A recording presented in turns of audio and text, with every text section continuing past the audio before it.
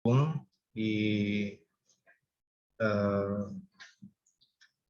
sesi webinar hari ini ya. Alhamdulillah sudah mulai berdatangan ya.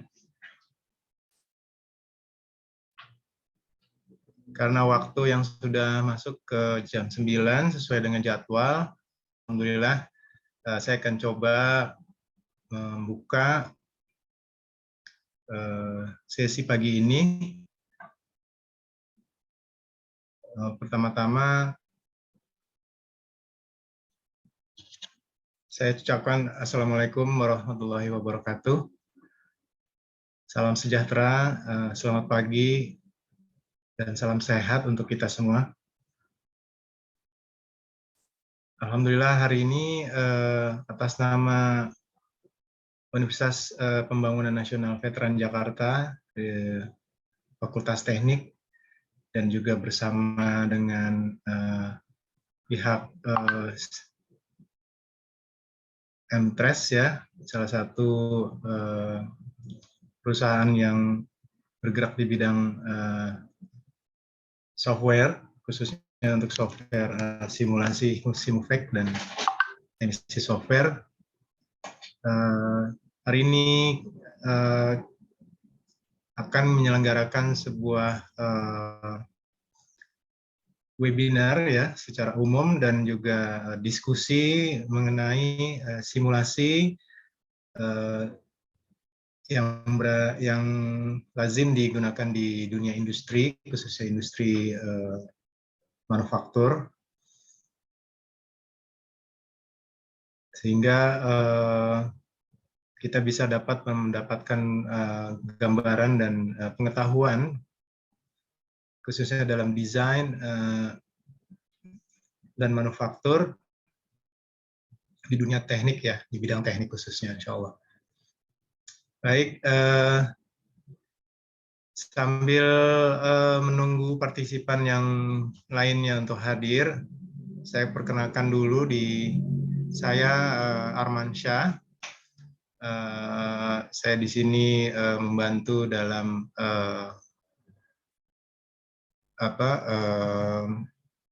lalu lintas lah ya aktivitas webinar hari ini dari sisi Universitas Pembangunan Nasional Veteran Jakarta, didampingi dengan rekan saya Bapak Dr.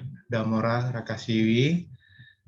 Kami bersama-sama di Departemen Mechanical Engineering atau Teknik Mesin di Fakultas Teknik Universitas Pembangunan Veteran Jakarta. Selamat pagi Pak Damora ya. Terima kasih Pak bisa selamat pagi Pak Arman. Selamat pagi Pak. Salam sehat Pak Damora. Ya, alhamdulillah sehat Pak. Baik, terima kasih. Kemudian saya coba sapa dari pihak emisi software atau Simufact, juga mewakili pihak PT MTres saya rasa ya. Saya sapa Mr. Trinitor Inigo.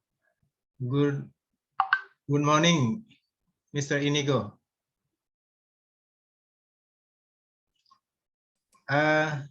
You're on mute actually. Okay. Sorry, I was on mute. Okay, so good morning everyone. It's nice to meet you all.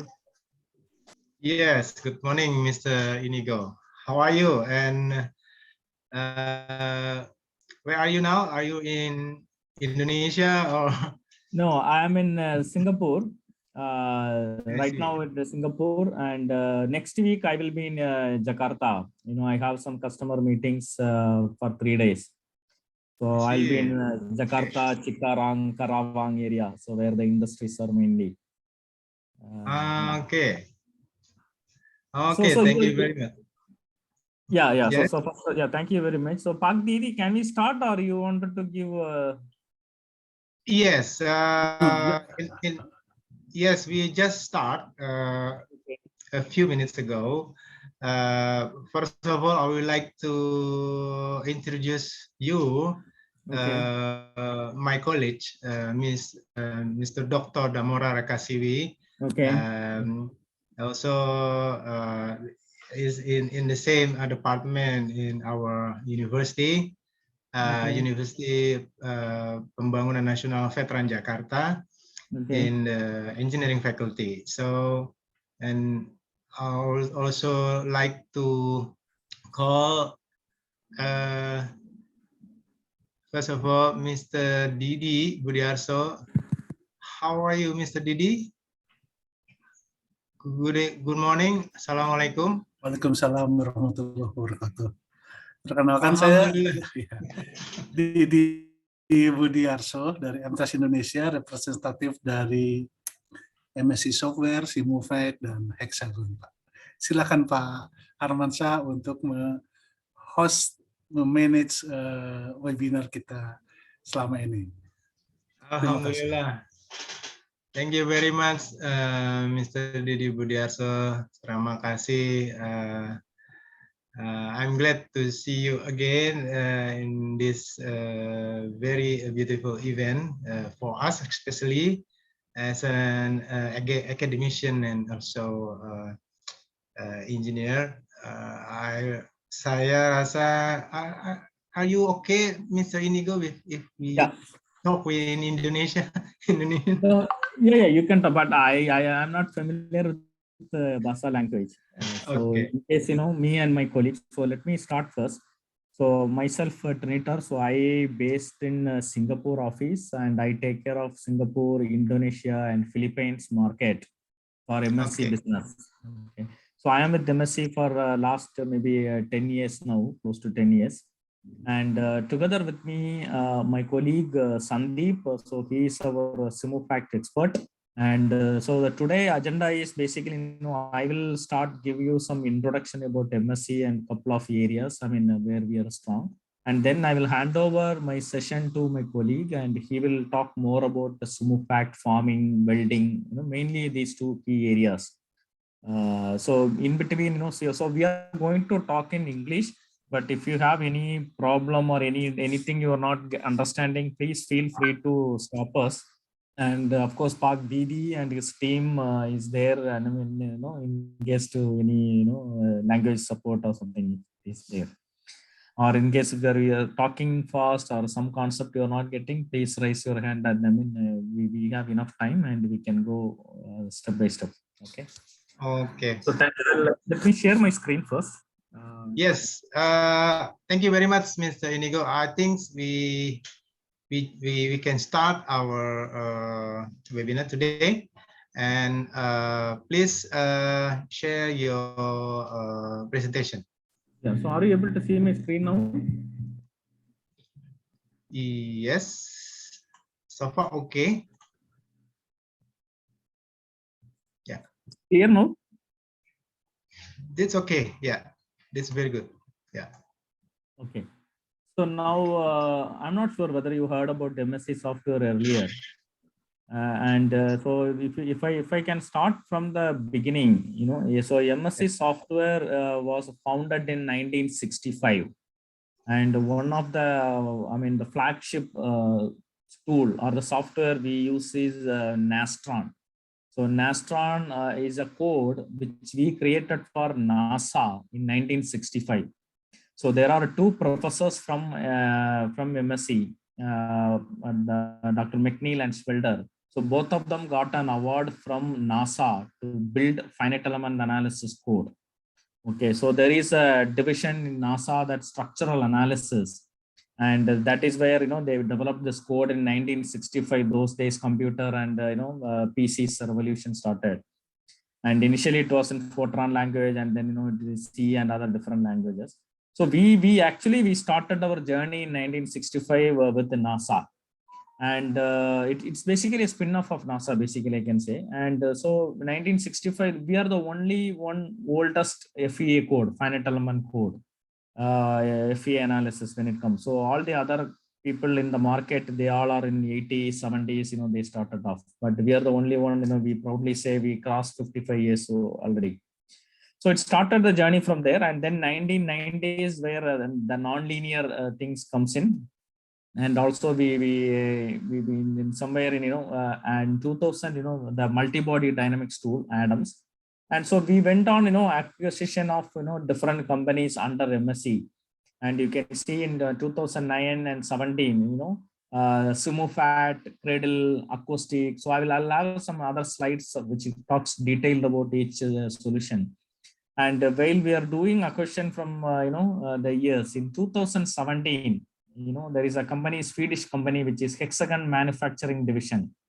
So it's a Swedish metrology device company, and they bought MSc Software, an American company, for close to $1 billion value. So that's how now we become a Hexagon company. Hexagon MSc has become a part of Hexagon. So Hexagon, they sell and they manufacture this scanners, like the metrology devices, the CMM coordinate measurement machines, and Acon scanner, laser scanner, blue light, or white light. So those kind of things they manufacture for a quality perspective. The manufactured component, how best is the quality is. Where in MSc we will come, before you manufacture, how we can simulate and how we can, virtually we can improve the product.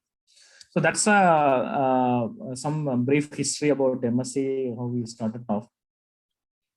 So this is the same thing in terms of milestone. Actually, we have mentioned. So the one which is talking today is basically a Simufact. We acquired this company in 2015. Of course, Sandeep will give more overview of Simufact, and especially on the welding side. But these all are, the kind of technology we got it.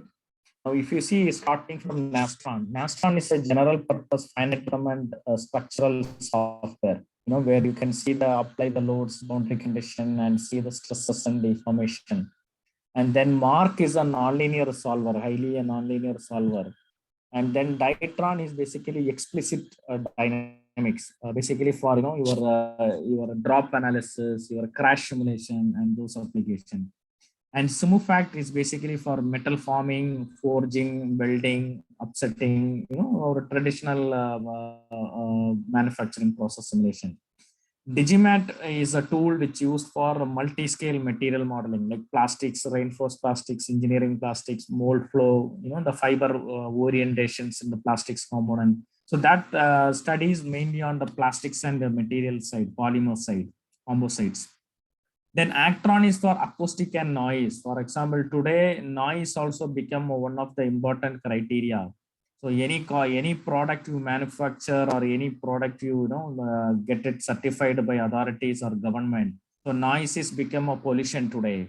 So every product they have certain level of noise they need to be maintained in terms of decibel.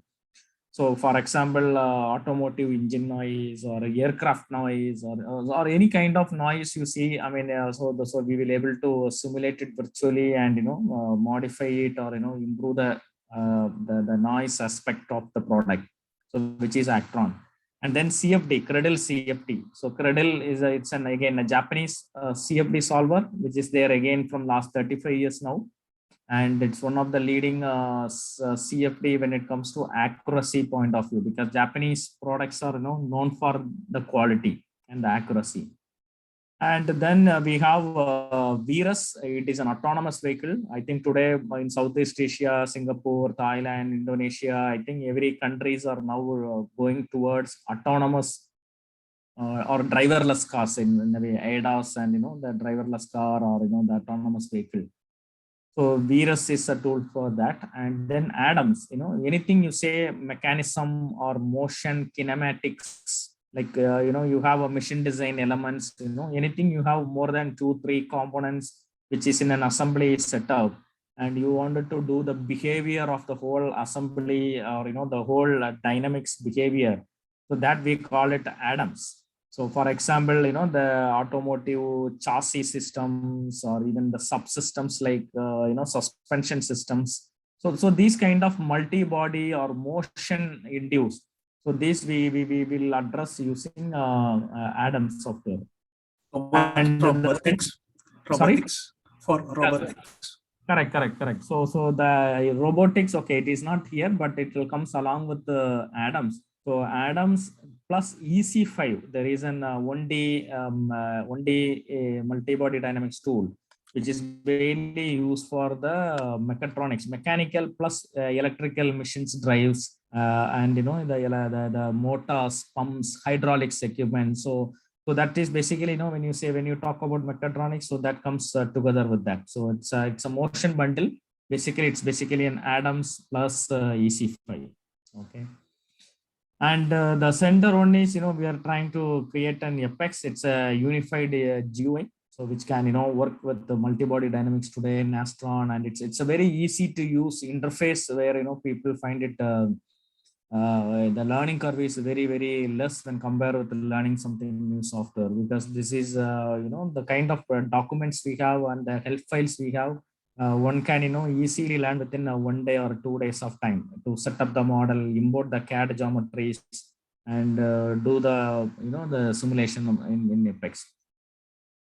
So basically, our concept is basically from materials, right from materials to fabrication and parts and assembly and systems. So all these products which I'm talking here. So again, that will, again boil down to the material modeling, whether the digimat, plastics, and all the alloys and those things. And fabrication, the way how you,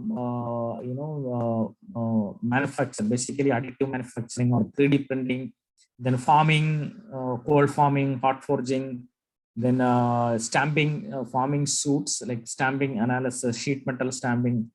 Then parts wise, the Apex as a parts verification, and the detailed simulation basically. And then assembly, when it comes to assembly, the Simufact welding and the joining and those things. And then the whole system level, the acoustic and the complete assembly or the system level also we can simulate. So this is a couple of examples here. And yeah, so basically the same thing which I talked about, structures and manufacturing. So that's the unified environment, we are trying to create, right, from autonomous CFD. So this is an entire MSc portfolio, but I understand from Pak Didi that, so you are mainly focusing on manufacturing solution. And again, in manufacturing, particularly you are keen on Simufact building. Okay. So we will get deep dive into that. But in any time, even later also, if any of your professors or lecturers or students or researchers wanted to get more detailed on CFD area, or even this the structural side or acoustic side or material side, please feel free to reach me or Pagiri. We will have a separate demo or dive-in session for that particular area, because these all are quite different vast area. So we can have a separate meetings.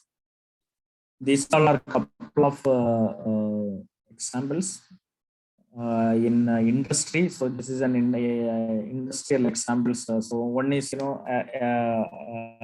tire simulation. The tire is a highly nonlinear automotive tire. So how this impact analysis on a tire, the interior metals and everything is modeled.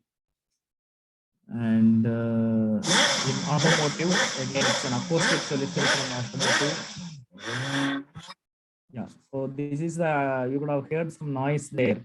That is actually simulated by our software for this Ferrari. So that this software will help you to, will simulate the noise behavior of any system. It can be automotive or jet noise, or even, UAV noises or things like that. And again, computational fluid dynamics. So aerodynamic forces, CFD, it can be an electronic fan cooling system, the temperature behaviors. And then this is an, the environmental modeling. See, for example, you have a tall buildings, and how this air consisted of the airflow or the temperature flow is happening around the building, and of course inside the building. So these kind of, the especially for construction and building and construction. So such kind of, many of the builders in Southeast Asia, they use our tool for this. Okay. And yeah, then this is a material one. So, and this the last one is autonomous. So if you can see the truck, this truck is simulated using without any driver with sensors mounted on the cabin.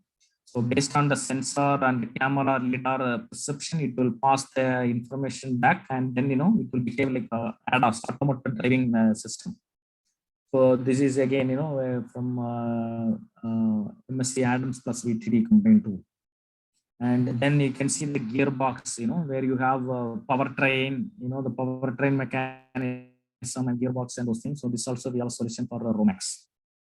So that's all. This is a little bit, okay. So the virtual manufacturing, so which I talked about, the stamping basically, the tool, the development, and the blank and the fixtures and those things. So how to, material utilization, how maximum we can utilize, how to reduce the scrap materials. The scrap or flash material can save, a companies a lot of time in terms of revenue. And cost optimizer, how best you can, the tool designing side, how it can help the manufacturing companies to, build a tool like that in an optimal way. So this is all about my one slide, but I wanted to share another one set of slide. Just give you about before hand overing to Santi. Okay. So you have any questions so far? Excuse me. Yeah, any questions so far? So far, yeah, very interesting information. But so far, I can see the MEC software, yes, such as Adams and Cradle and so on, which is also can be used for simulation and many things in engineering application, such as robotic, automotive engineering, and manufacturing, and so on. Yes. So I'm sharing my slide again. If you see in Sure. Southeast, Yes. Are you able to Please. see my screen? Yes. Yeah, so this is basically just to show you, across over 500 universities in Southeast Asia. So even including universities in Indonesia, like, YTB and many universities are there. And then, over 10,000 universities across the globe, they are using MSc software. You can see in Australia, RMIT University, University of Michigan, NUS, NTU in Singapore, so almost all Nanyang Technical University. So if you see in over globe, or even in see here, you can see a couple of universities are from Thailand, Vietnam, Indonesia, and things like that. So these all are the things, when people are implementing and adapting to build the skill sets for the students. When they come out of university, they are ready to get adapt to industry and the technology. They kind of use it in their projects. So this is one slide I wanted to talk, and these are a couple of logos. So over we have 10,000 customers who uses in year of. This is in automotive. First one, you can see all the big names like General Motors, Nissan, Mazda, Tata Motors, Toyota, Volvo. So of course, even in Indonesia also we have Astra, Honda Motors, and many automotive companies. Then you see the aerospace companies, all the top OEMs like Boeing, Airbus, GE, Bombardier, Embraer, all these guys are using it. Even in Indonesia also we have PT Brigantara, the new RAI, the regional aircraft project which started last few years back. So all these, when it's big, and Lapan, basically a satellite or rocket. So mainly, if I can say, because anyway we came from aerospace and space industry, and we are very strong in NASA background and the quality of results we produce. So that's why we are very strong in this area. And not only aerospace and automotive, you see any product, mechanical is there everywhere. You go electronics industry, of course there is a mechanic systems are there. You go civil, there is a mechanical structures and everything.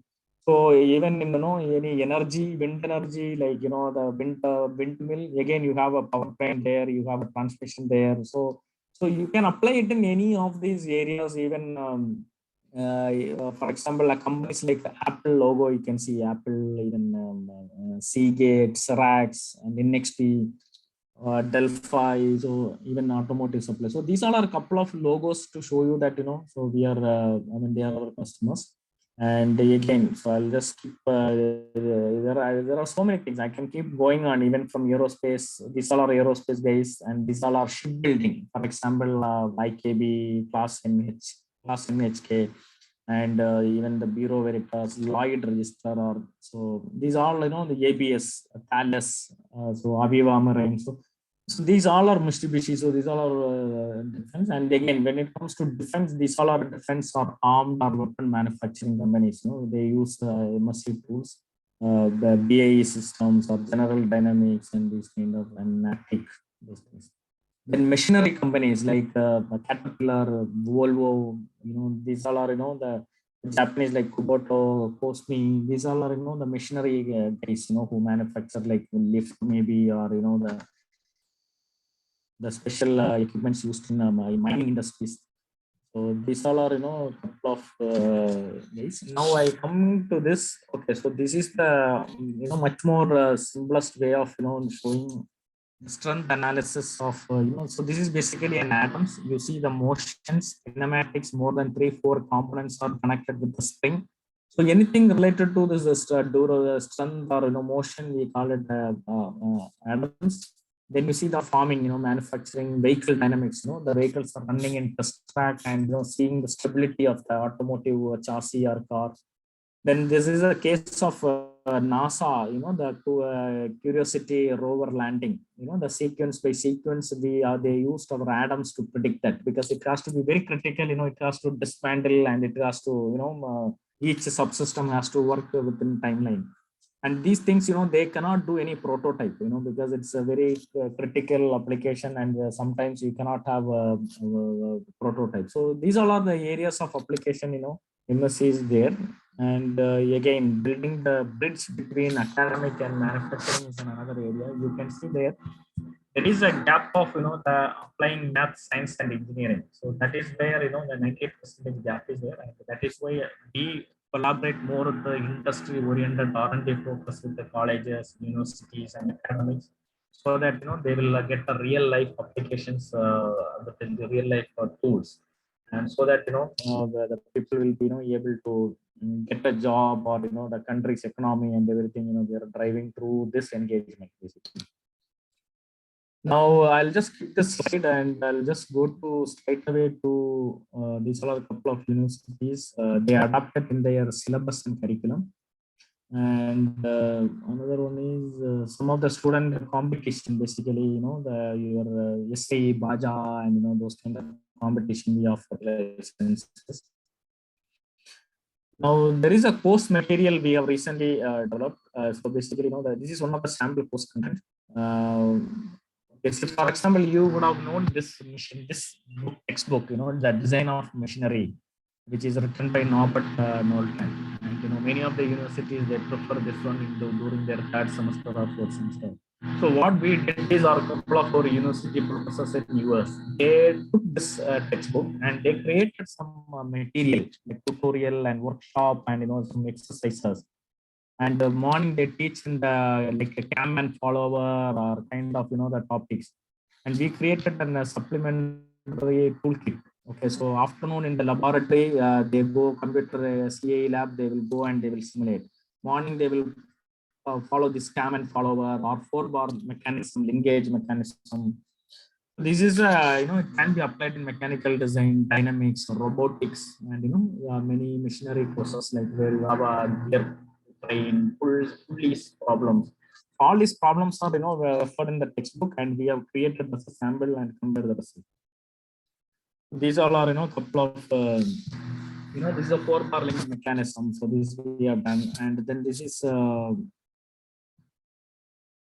mapping the syllabus, basically, your material science and metallurgy, TTT curves. So we use mark and Regiment for this. Thermodynamics problem, we use mark again for this.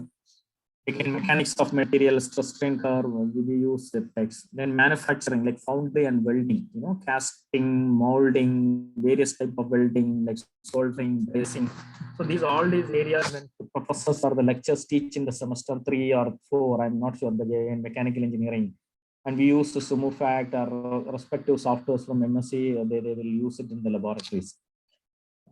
These all are couple of examples like molding, the glass molding, casting simulation, piezoelectric actuators, MEMS, and then fluid mechanics, for example, buoyancy or fluid. This is another semester things. We use Mark Simufact and this is.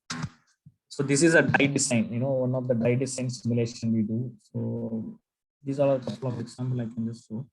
So like this, we can go on like, the fourth semester. And then this is on the fourth semester. So in fourth semester, you can see the engine dynamics, the piston and engine, how it is, gear train. So metal cutting, for example, manufacturing the metal cutting simulations. Creep and fatigue. So this is on semester B basically. So like this, we can keep going on. I will just this is an impact study. Then this is a wind energy. Of course, you may have energy in a couple of your semesters.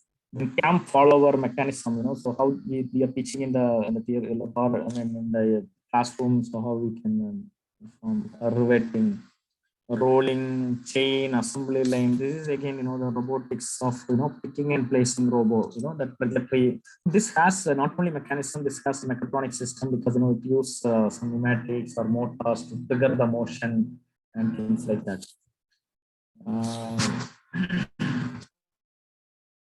So like this, so we have every semester, like this is 7th semester. And robotics, basically climbing robotics on a stair, shock waves, bending. So these all are a couple of examples. Our students, they use it in the engineering divisions. So that's all. So this is one way, how we can. This is 3D printing, the last one. So now I will. So basically, what we do or what we. This is one slide which I wanted to focus. There is a specific industry like automotive, aerospace in the market or in the country. There is something like universities or academics, and see these universities will. Industry will recruit students from universities. But at the same time, industries will give a project or research to universities. So there is a, the two way of mutual interaction should happen, and it is happening. And where we belongs is, our MSc products at the bottom, where we supply to university, we collaborate with the industries, so that, so when these students exchange happens between university and industry, it will be a, common platform or common technology or skills development and, all those things. So that is where the academy to supply the enough manpower to the country. So with this, I will conclude my presentation. You have any questions on this topic, and you please feel free to raise a question. And I will hand over my session to Sandeep, and he will take you more detailed on welding and maybe a demo if he has enough time. He will show you a simple problem how to set up or how to show that results. And then you feel free to ask any capabilities or any features or anything you are particularly looking. Let's discuss on that. Okay. So thank you very much. Okay, thank you very much, Mr. Inigo. Very interesting information that we can have from your presentation. Realize us that a simulation is very important, especially in engineering field, to accommodate any ideas and solution in engineering problems. So, okay, itu tadi hasil dari pemaparan dari Mr. Inigo dari MSc Software dari Singapura. So, bagi siapa yang ingin bertanya, saya persilahkan. Sekarang sudah masuk sesi bertanya. Silahkan memberikan informasi atau mengacungkan tangan apabila ada pertanyaan. Silakan.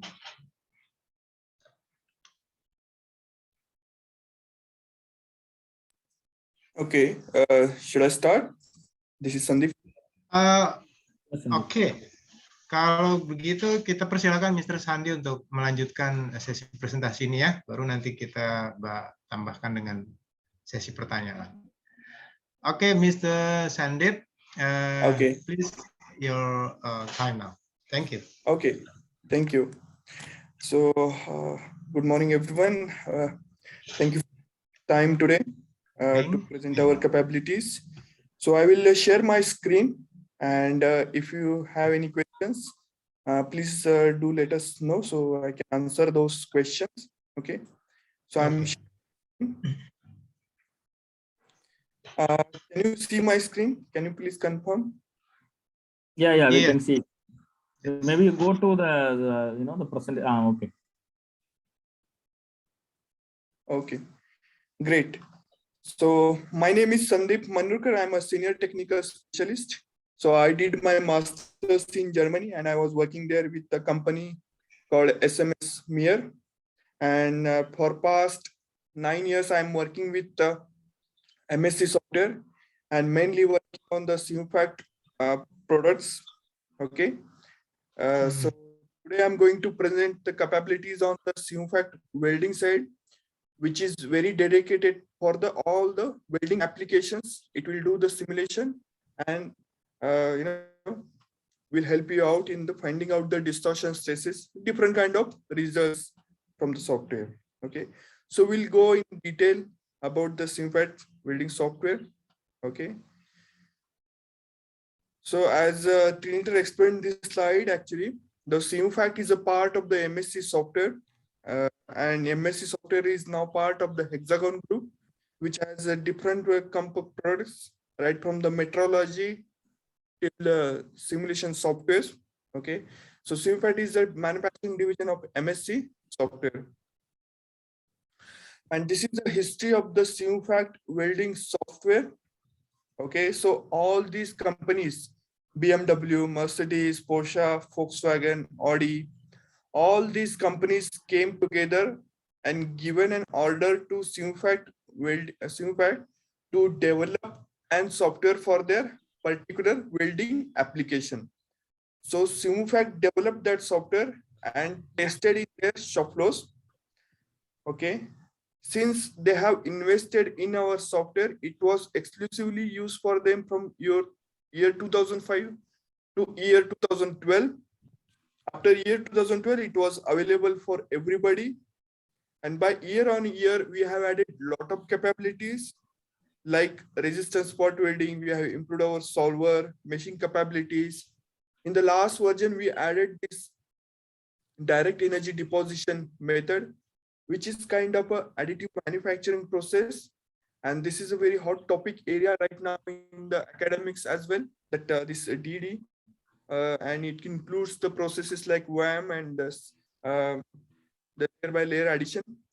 The last variation, this latest variation is that Simufact Welding 2021, which has Python interface, okay, and a lot of capabilities along with it. Okay.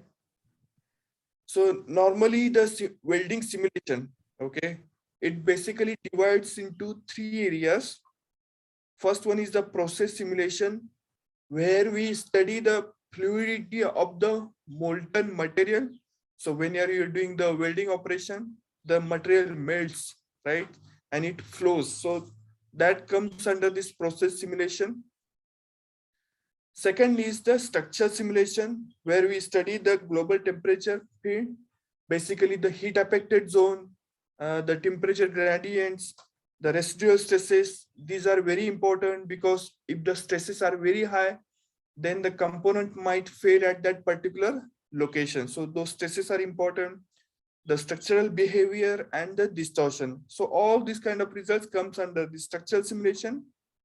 Under the material simulation, we can study the results like the phase transformation, basically how much is the martensite, benite, perlite, all those we can see it. Also the hardness. The Simufact welding can do structural simulation and the material simulation. The third part can be done by the CFD tool. Okay. Now we'll see some of the potential benefits you can get it from the software. Okay. First and foremost thing, it helps you to replace the tryouts. Okay. So what it does, whatever you're doing it on the testing lab or the shop floor, we replicate the same thing on the software and we'll give you the output. Okay, it can help you in the two stages, design stage and the manufacturing stages. So you can verify your design, you can identify problems like the distortion, the stresses. You can also test new designs. Okay, manufacturing process, you can investigate manufacturing problems, you can get in looks inside into your process. Like there are a lot of parameters which can influence the total product quality or the weld quality. Those things you can, study it in detail. Also, you can optimize process, you can optimize the weld sequence, you can optimize the fixtures, you can optimize the heat source, current voltage, these things. The main output from the Simufact welding is to find out the distortion and the stresses. You can study another potential benefit is that you can study the influence of different weld sequences. For example, over here, we have two sequences. In the sequence one, there is a side-to-side welding. And with the numbering, you can see this is the first weld, this is the second weld, third weld, and fourth weld. Okay, like this. For this type of weld sequence, what is the distortion over here is that 1.37 and 1.04 mm at this particular location. Okay, when we change the welding sequence to counterclockwise, so first here, second weld here, third and fourth over here. So with this welding sequence type, we got the distortion of 0.67 and 0.75. Okay, so you can see that distortion is pretty much lowered it down. Okay, so you can see the influence of those welding sequences on your component distortion. Okay, another way is that you can study the influence of different weld paths.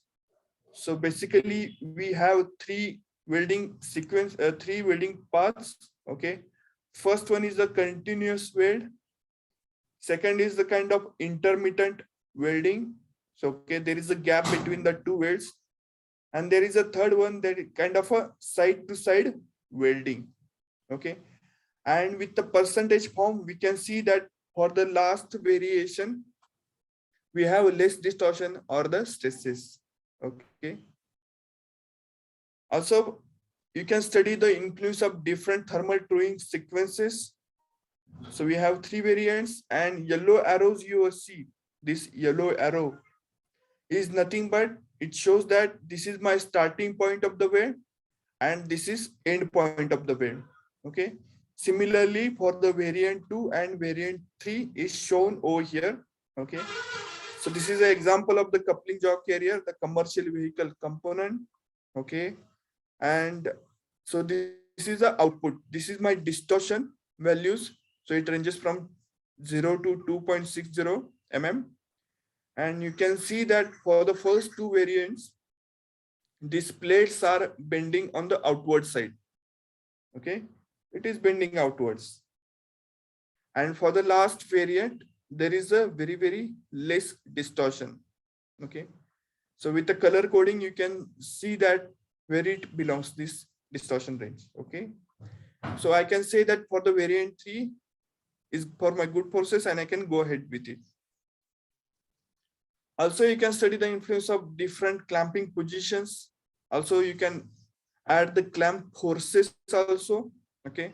And this is the components. The green and the blue one are the components, and the small cylinders you see over here are nothing but the clamps. Okay. And with this clamping type 1, we have distortion of 1.77 and 2.73 mm over here at this particular location. After seeing that result, we added one more clamp at the central location. Okay, over here. And with this clamping type setup, we are getting distortion of 0.72 and 0.85 mm. So this way we can study the influence of different clamping position. Okay. Also, we can help you to, it helps you to in designing the process, basically the design of experimental study, which academics is needed. Okay, there are a lot of parameters which influences the product quality or the weld quality, like welding direction, welding sequence, pre-bowing or the pre-bending, the number of welders or the robots, the heat input, basically whatever the current, voltage, okay. And there are a lot of variations are there, okay. Lot of means 23,000 kind of combinations we can do it with using these 5 parameters, okay. So we took the 4 probables from this one, okay. And for these variations, we did these are the inputs, like there are 2 robots are working, what is the pre-bending, voltage, current, and the torch velocity. And as in distortion, for the last variation, we got the less distortion. And with this way, we have optimized the complete process, okay, and come up with the perfect parameters. So we can do this kind of a design of experimental study, okay. So as of now, we have seen what the potential benefits we can get. Now we'll see some of the case studies, okay. So first one is the motorcycle swing arm, okay. So this is a typical shop floor setup over here, includes the fixture, the clamps, this is the component, okay. And this is the micrograph you can get. So it shows that how much area has been melted during the welding operation. So you can see over here, okay. And this is the output of the software, that it shows that maximum distortion happens basically in this area, okay. And this is the comparison of the experimental weld pool and the simulation weld pool. So with the given heat input, the current voltage, how much is the weld pool has been generated, we can see it over here. And this is the comparison of it. So we can see that we accurately predicted that one. And in this case study, we are optimizing the heat source, okay. So earlier we used the heat input of 4,100 watts, okay. With this heat input, we were getting this kind of weld pool, which was having the large weld penetration and the substantial overwelding was happening, okay. So then what we did, we reduced the heat input from 4,100 watts to 2,000 watts, okay. And with this heat input, we got just sufficient weld penetration and no overwelding was happening. And with the reduction in heat input, the distortion also got reduced. Next example is inner door assembly welding. It includes the laser welding, okay. So this is an Audi car door example, okay. There are 3 robots are working at the same time. For each robot, the welding sequence is shown over here with these lines. So for example, so for robot 1, this is the first sequence and it goes from here to here. Second sequence for robot 1 is from here to here, okay. Similarly, for the robot 2 and robot 3 is shown over here with these arrows, okay. And this is the comparison of the simulation result versus shop floor result or the experimental results. So we can see that it is pretty much accurate over here, okay. Another example is the roof bracing operation. So this is a car top body, okay, and the section you see over here, this is the bracing operation happens. So basically the metal gets deposited over here, okay, in this particular area like this. And this is just to show that with a small change in the input parameters, how is it is changing on the output, okay. So we have 3 different things. One is without holes, one is with the holes, and one is punching after a bracing operation. And you can see the the variation in the result as well, okay. Another example is the B pillar welding. So in the animation, you can see this is the welding operation happening and this is the temperature result. Okay, how is the temperature is generating during the welding operation, we can see. And this is the distortion. So this is the area where the high distortion is there. You can see that it is about 2 mm over here. And this is the back side of it. So another example case study is that from the Folman group, where we have included the forming history also. Okay, so as Trinitor explained, we have the Simufact forming software also. So this is my final component. Okay, to form this component, there are 11 forming stages are there, like coining, cutting, stamping, and the bending operation. Like these 11 forming stages, and we take the results from one stage to second, second to third, third to fourth. Like this, we take the history and this is the final output of this. And you can see it in this animation. This is the bending operation. So this is my component. This is my pressing tool. This one. Okay. Once it pushes that one and get released, you can see there is a small spring back is there. Okay. So we can accurately predict the spring back. Okay, with the software. And then from the forming, we take the results to the welding operation, and you can see it in this animation that welding operation is happening. And we have the two cases. One is without forming and one is with the forming history. So you can see this blue one is with the forming history and the red one is without forming history. So you can see that when we consider the whole process chain, and we'll get more and more accurate results, and we can provide those.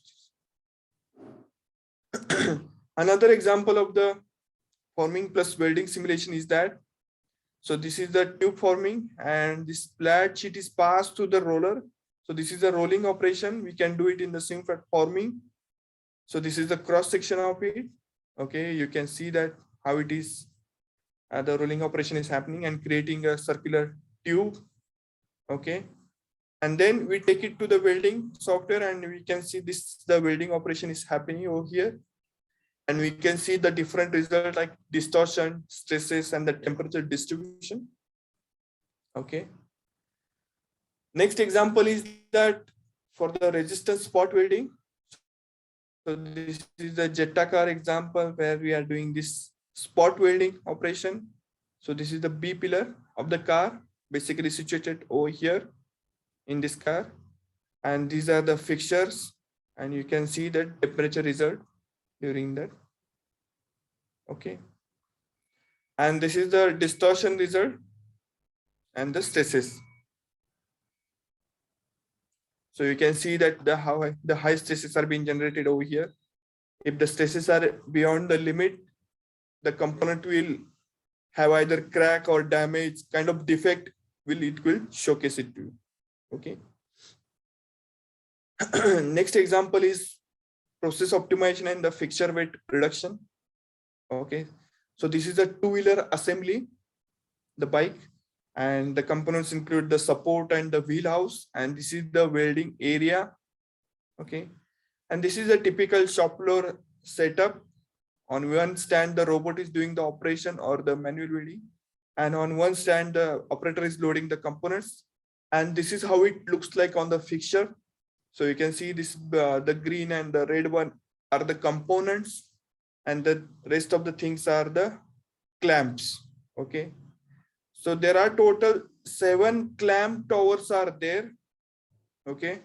And the total weight is going around 279 kgs. Okay. And then we see the different results, the temperature, the phase transformation, basically the martensite formation, whether it is happening or not, in the spots, the stresses, and the distortion. So after seeing that, we reduced the 2 clamp towers from the fixture setting, okay, and adjusted the position of the clamps. So total weight was around 279 kgs. So after removing those clamp towers, it comes around 211 kgs. Okay. And before removing those clamp towers, the high distortion was happening in this zone. And after removing those, we can see that there is a less distortion. So fixture weight got reduced by 25% and distortion by 70%.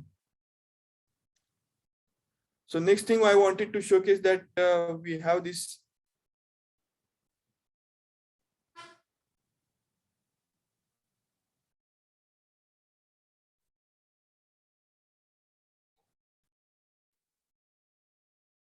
So I wanted to showcase one case study on the welding sequence optimization using artificial intelligence or the machine learning.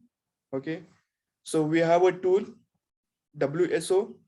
It's mainly for the arc welding application. Okay, so what it does, so if you have any welding sequence, okay, and you want to optimize that, you don't know which welding sequence should be there to have the minimum distortion or the stresses. Okay, so with the help of artificial intelligence or machine learning, we can predict that what should be my welding sequence.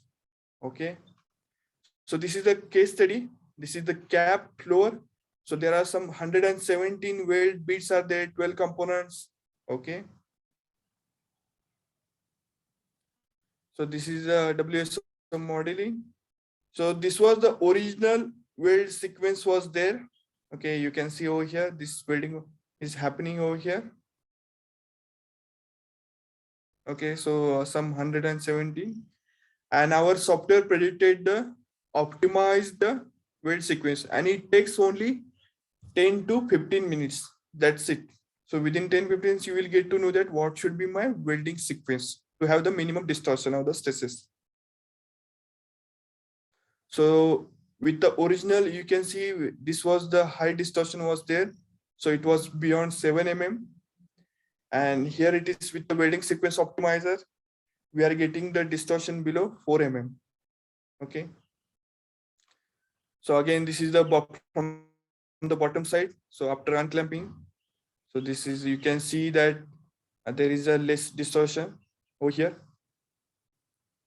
And another case study is on the mountain bracket. Okay, so this was very important because the components should get in the within the tolerance to get the fitment. And earlier with the original weld sequence, the lot of rates are there. It means these are out of the tolerance values. And when we predicted that say weld sequence and do the welding, and we can see that everything is in the grain zone. So it means it is within the tolerance levels. Okay, so up to now, what you have seen is case studies for the manufacturing side or this one. Now the case studies is for example, if you want to take these manufacturing effects into your normal C process, or you want to do the structural analysis or the fatigue analysis. Fatigue analysis is nothing but you want to calculate the life of that component or the welds. Okay. So first example is that the crash box. Okay, so this is a typical location of the crash box, and these are the different shapes of the crash box. And after impact, this is how it looks like. Okay, so the first operation is the rolling operation. So the flat sheet is passed to the rollers, and it is creating kind of a U shape of the tube. Okay, then we transfer it to the welding operation, and you can see this welding operation is happening. So this is my base plate. These are the fixtures, and as an output, we get the stresses and the distortion. And this is the crash test we did. In one case, we have considered all the forming and welding history. And in one case, we have not considered any history. So you can clearly see that the location of the distortion is totally different. And the graph showcases that the absorbed energy by the crash box during that crash test, you can see there is a clear difference is there. Now we'll see the case study for the fatigue analysis. So this is ongoing efforts by the SAFT and E committee to understand the weld-induced residual stresses and effect on the fatigue life of the component. So it will showcase that after how many cycles this component will fail, or the damage or the crack will happen, okay, under the operating conditions. So this is a standard making company. Okay, so there are 3 stages in this particular process. First one is the welding simulation, second is the structural analysis, and the third one is the fatigue lab simulation. So we transfer the results from one stage to second to third. Now we'll see what detail one by one process. So this is the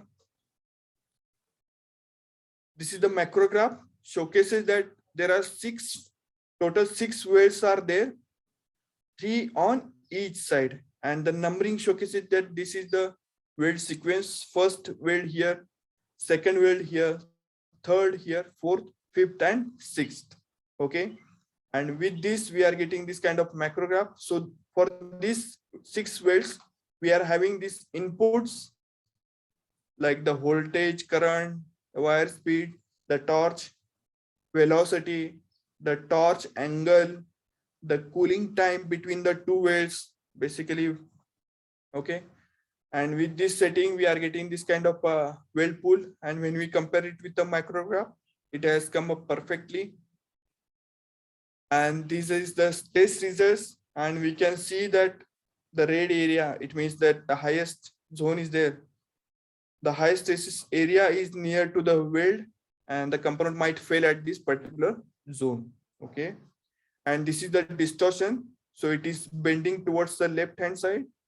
This black arrows, black the lines you are seeing, this is the initial position of the component, and this is the output final position of this one, this colored one. Okay, and this is a clip section of that one, so it showcases that this is the very high stresses are there. And then we take it to the loading simulation load. Okay, so this is the shop floor setup, and this is the model setup in the this MSC mark, and we are applying the load over here, particularly over here. Okay, and we have a load of 24 kN and R value of 0.1, and we can see the stresses over here. And then we transfer the results to the fatigue software. We have this MSC fatigue or the CAE fatigue, in which we see that with a load of 24 kilonewton and R value of 0.1, we have calculated the simulated life as 47,700 cycles. So after these many cycles, the component will fail, or the crack will or damage will happen in this particular area. Okay, and this is the comparison with the shop floor setup. So for 24 kilonewton and R value 0.1, we have mean of the test data and max of the test data. And when we take the average of these two, this mean and max, it comes around 50,000, and the simulated life comes around 47,700 cycles. So it pretty much predicted very accurately in the software. So this is my last slide. So Simufact has 3 softwares. First one is the Simufact forming, in which we cover all the forming processes, right from cold forming, hot forging, sheet metal forming, mechanical joining, pressure welding, rolling, ring rolling, open forging, and heat treatment. So these are the main modules comes up, and under those main modules, there are different sub processes are there, like the upsetting, bending, heating, all those sub processes comes around in those modules. Also, we have second software that is for the additive manufacturing simulations, which covers the powder-based fusion and the metal binder jetting. So we have just released in this week the newest version of the additive, where we can do the machining operation as well. Okay, and we have the Simufact welding, in which we cover all types of welding processes, be it arc welding, laser welding, electron beam welding, resistance spot welding, brazing, stress relief heat treatment, and this is the direct energy deposition, which is very famous in the currently in the all the academics, as we see all over the Asia and Australia and India, all over the world. We see that this is this is the interesting topic for all the academics. Okay, so what we have seen today is that how is the welding software can help you in doing all the research. It can help you in doing the design of experimental study. We have seen the different case studies for that one, and also how we can incorporate the forming results into the welding operation. So total process and how we can simulate, and also if you want to do the structural analysis or the fatigue analysis, that also we can do it. So it is pretty much we can cover the whole process chain for the academics and for the industries. Okay, and if you have any questions, please let me know. And Trini, how much time we have still? Yes, we still have time. We have another 20-25 minutes. Okay. Then I can show the software demo also. Yeah, so maybe a How it simple works. problem. Yes, yes, please. Okay. Thank you. So this is my, when I open the Simufact welding software, it comes like this. Okay. So I'm going to show you what input parameters are required, how it is easy to do the welding process. Okay. So I will create a new project. Then it asks what type of process type it is, whether it is arc welding, laser welding, brazing, spot welding. So you can choose accordingly what process you have. So for demo purpose, I'm taking the arc welding operation. This we can set up the ambient temperature. So ambient temperature is okay. Also we can define the gravity. And there are some parameters are there, like the components to be get welded. The bearing is a part of the fixture. Okay, so it's kind of a base plate. Then fixed geometries, fixed nodes, other type of boundary conditions. Clamping, as the name suggests, it is a clamp. Local joint is nothing but for the tack welds.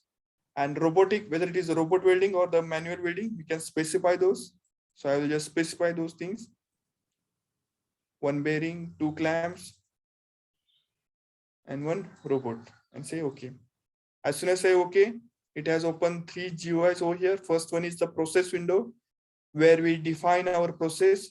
Second is the object catalog window, where we input the input parameters required for the process. And third one is the GUI. Okay.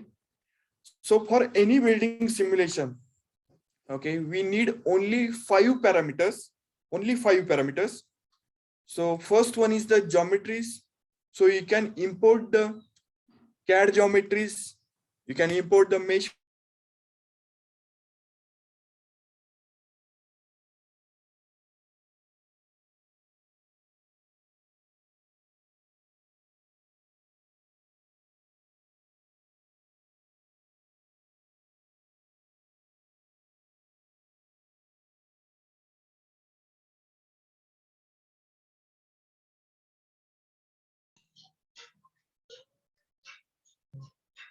I think there is some problem with Mr. Sandip. Hello, Mr. Sandip. Are you still there? Sandeep, are you there?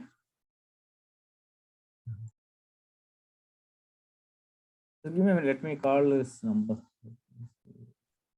Okay. All right. Okay. Maybe we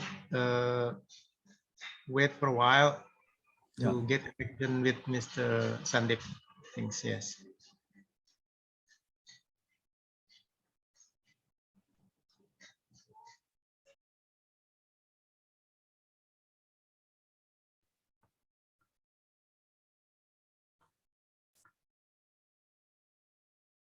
Barangkali silakan kalau ada pertanyaan, Pak. Nanti Pak Armasa yang akan translate barangkali. Boleh. Trinitor atau ke Sandip. Oke, boleh. Mungkin untuk dari sesi emisi software Singapura, apakah dari pihak Entres mungkin akan ada juga tambahan presentasi atau informasi mungkin Pak Didi? Oh, saat ini tidak, Pak, gitu ya. Cuma saya barangkali akan menawarkan, kan tadi presentasi pertama dari Mr. Trinitor itu General MSc Software. Barangkali ada interest untuk event hari ini kan stressingnya di Simufact Welding. Silahkan kalau ada interest lain, misalkan untuk di multi-body dynamics tadi, untuk mechatronics, robotics, atau topik lain, misalkan akustik kah, gitu ya. Silakan sampaikan ke saya, nanti saya akan arrange untuk spesialisnya yang akan mempresentasikan kembali topik-topik yang diminta. Baik, Pak Didi. Sebetulnya menarik sekali ya informasi tentang kemampuan software simulasi Simufact juga emisi software dalam aplikasi industri atau manufaktur. Saya juga tadi melihat ada couple proses atau proses series dari tahapan-tahapan proses manufaktur, baik dia welding, stamping, bending, ya. Ternyata bisa disatukan menjadi satu sequence dari proses simulasi tersebut. Ya, dan lebih utama itu ternyata itu memberikan efek yang cukup signifikan berbeda, Pak. Ya, antara kita simulasi satu persatu saja ataupun kita simulasi secara serial tadi, proses serial atau chain proses.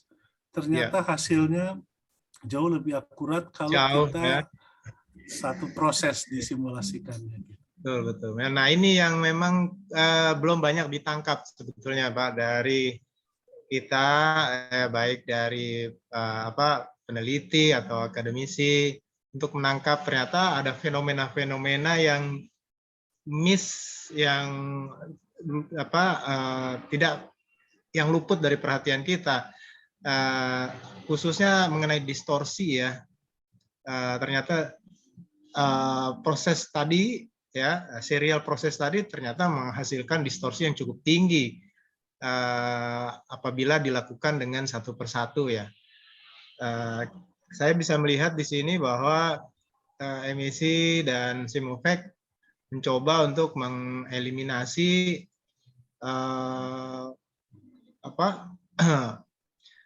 distorsi tadi ya dengan menggunakan series couple proses ya.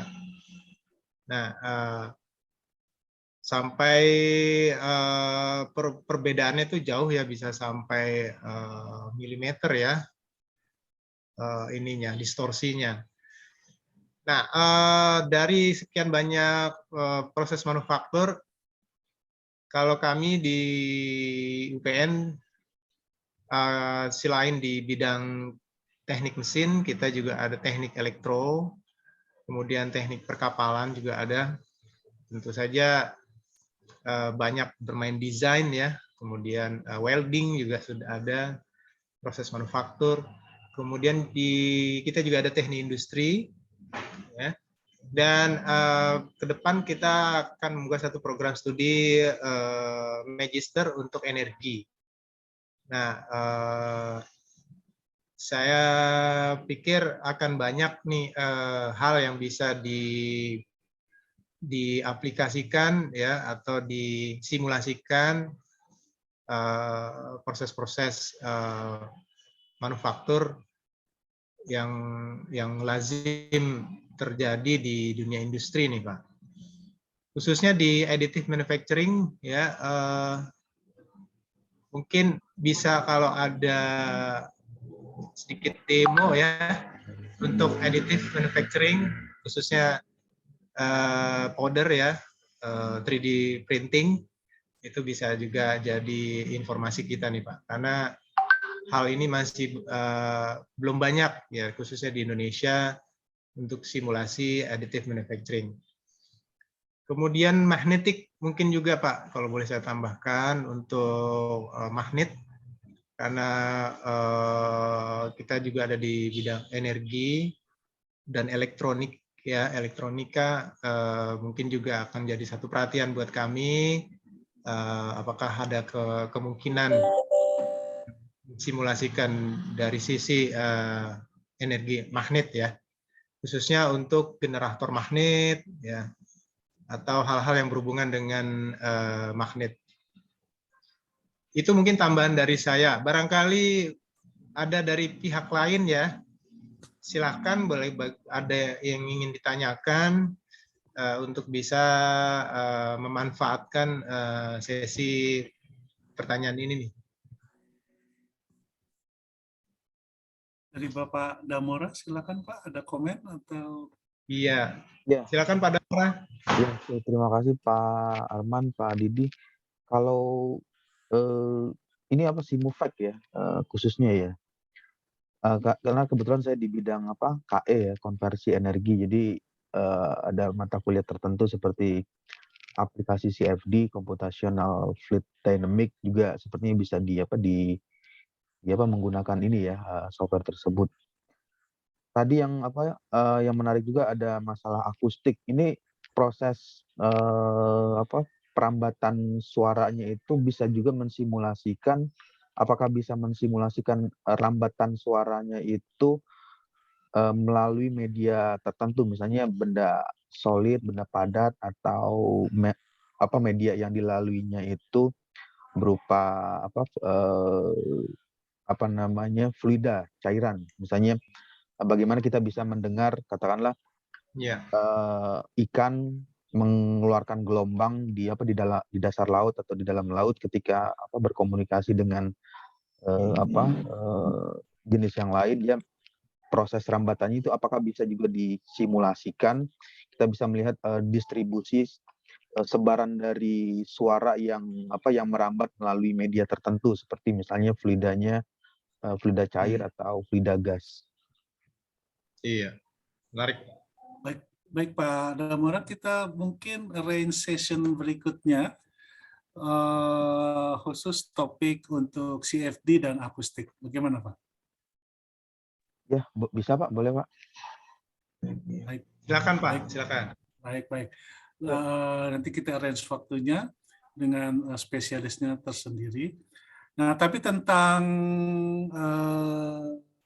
additive manufacturing, barangkali setelah topik welding ini, Sandip bisa mempresentasikan additive manufacturing sebagai barangkali overview sebelum kita bisa nanti detail membahasnya ya Pak.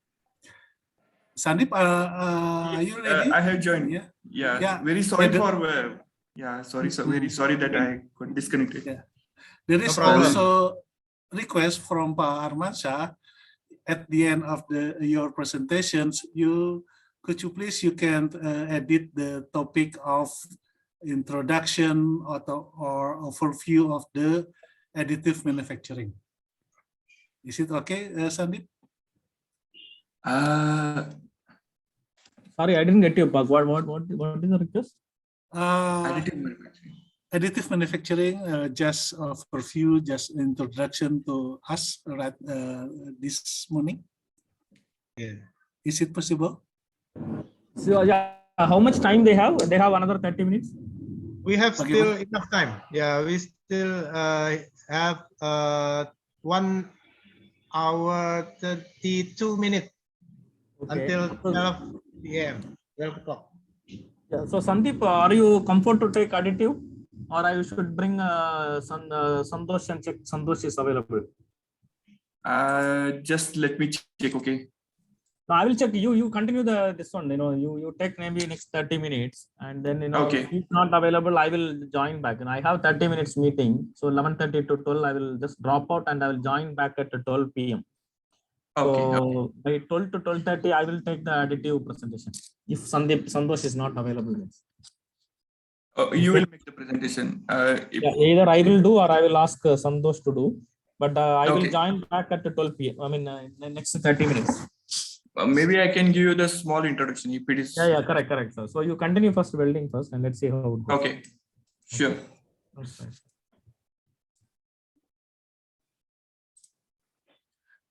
Okay, so I will share my screen. Yeah, sure. Please, Mr. Sandip. Okay, great. So, minimize this one. So, okay, I'm not sure when I got disconnected. So I was explaining that.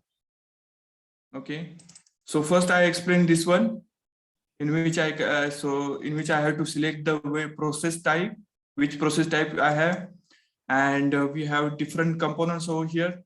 The parameters. First one is the component. the bearings is part of the fixture. Then there's the boundary conditions, the clampings, and the local joint is used for the,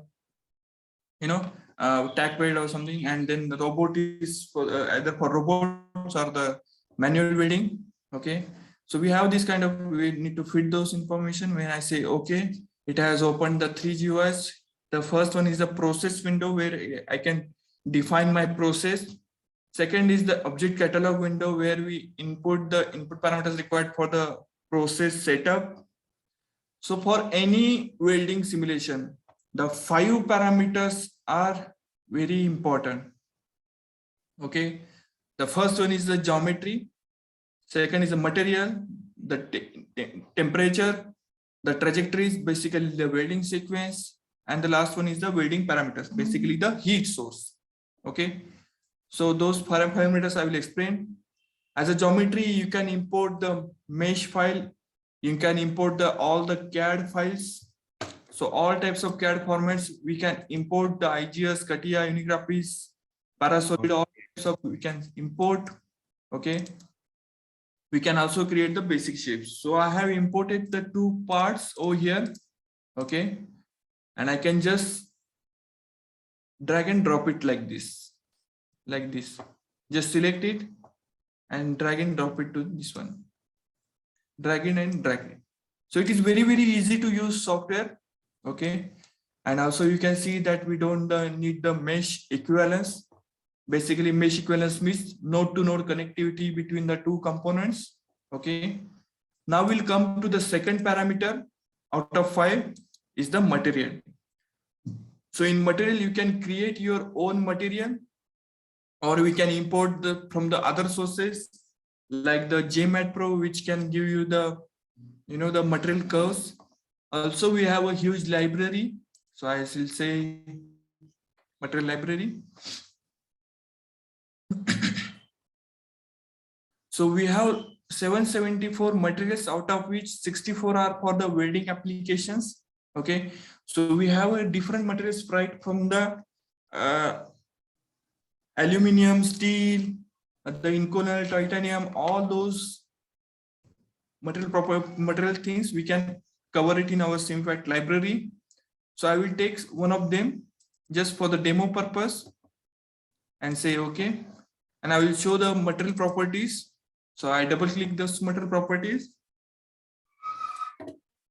So for any welding simulation, 3 properties are main important: thermal, mechanical, and the flow curves. So all those thermal properties like the thermal conductivity, specific heat capacity, density, all properties are temperature dependent, because during the welding operation, the temperature rises a lot. And with that, those properties also changes. Okay. So that is why we have this with respect to the temperature. Similarly, the mechanical properties like Young's modulus, thermal expansion compensations are changing with respect to temperature. So this graph showcases that stress versus temperature, and it changes with that. And we have the flow curves. Okay, so this is nothing but the stress versus strain graph. Okay, and with respect to different temperatures. Okay, with respect to different temperatures, we have this kind of graphs. Okay, so these properties are very important, and all are temperature dependent. So we'll get the very, very accurate results. The third parameter is the temperature. So basically the initial temperature of the components we need to define. Okay, and also we can define the heat transfer coefficients. Okay. And the next 4th parameter is the trajectory, where we can define our weld line basically. So just simply like this. So what I need to do, I need to select the starting point of the weld and end point of the weld. So like this, it can connect all those dots over here. So this is my starting point of the weld and this is my end point of the weld. So it automatically select in between nodes and say okay. So I will assign this material to everyone. So I just drag it to the process and it will automatically assign to everyone.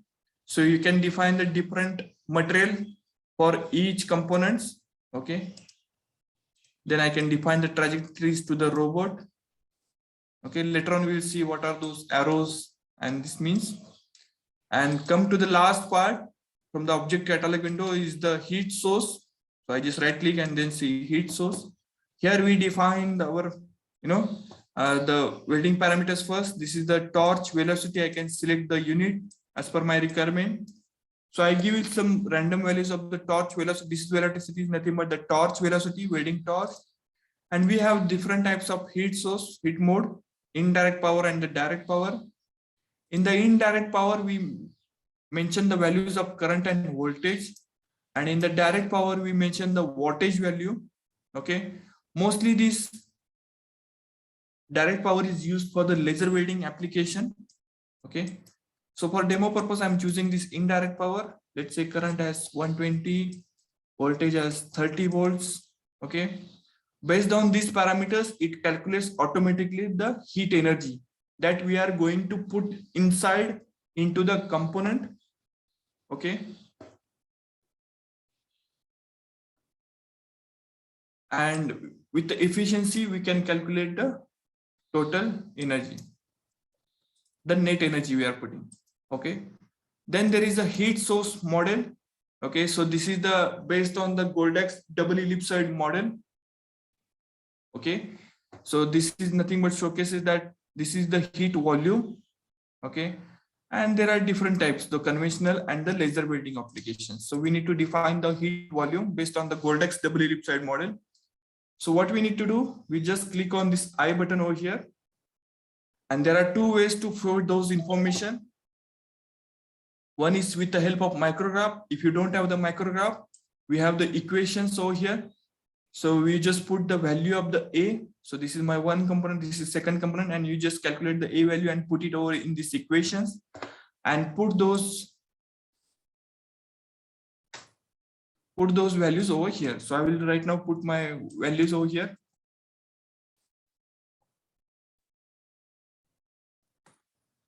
Okay, so I can put those values. I can put the secondary heat source information.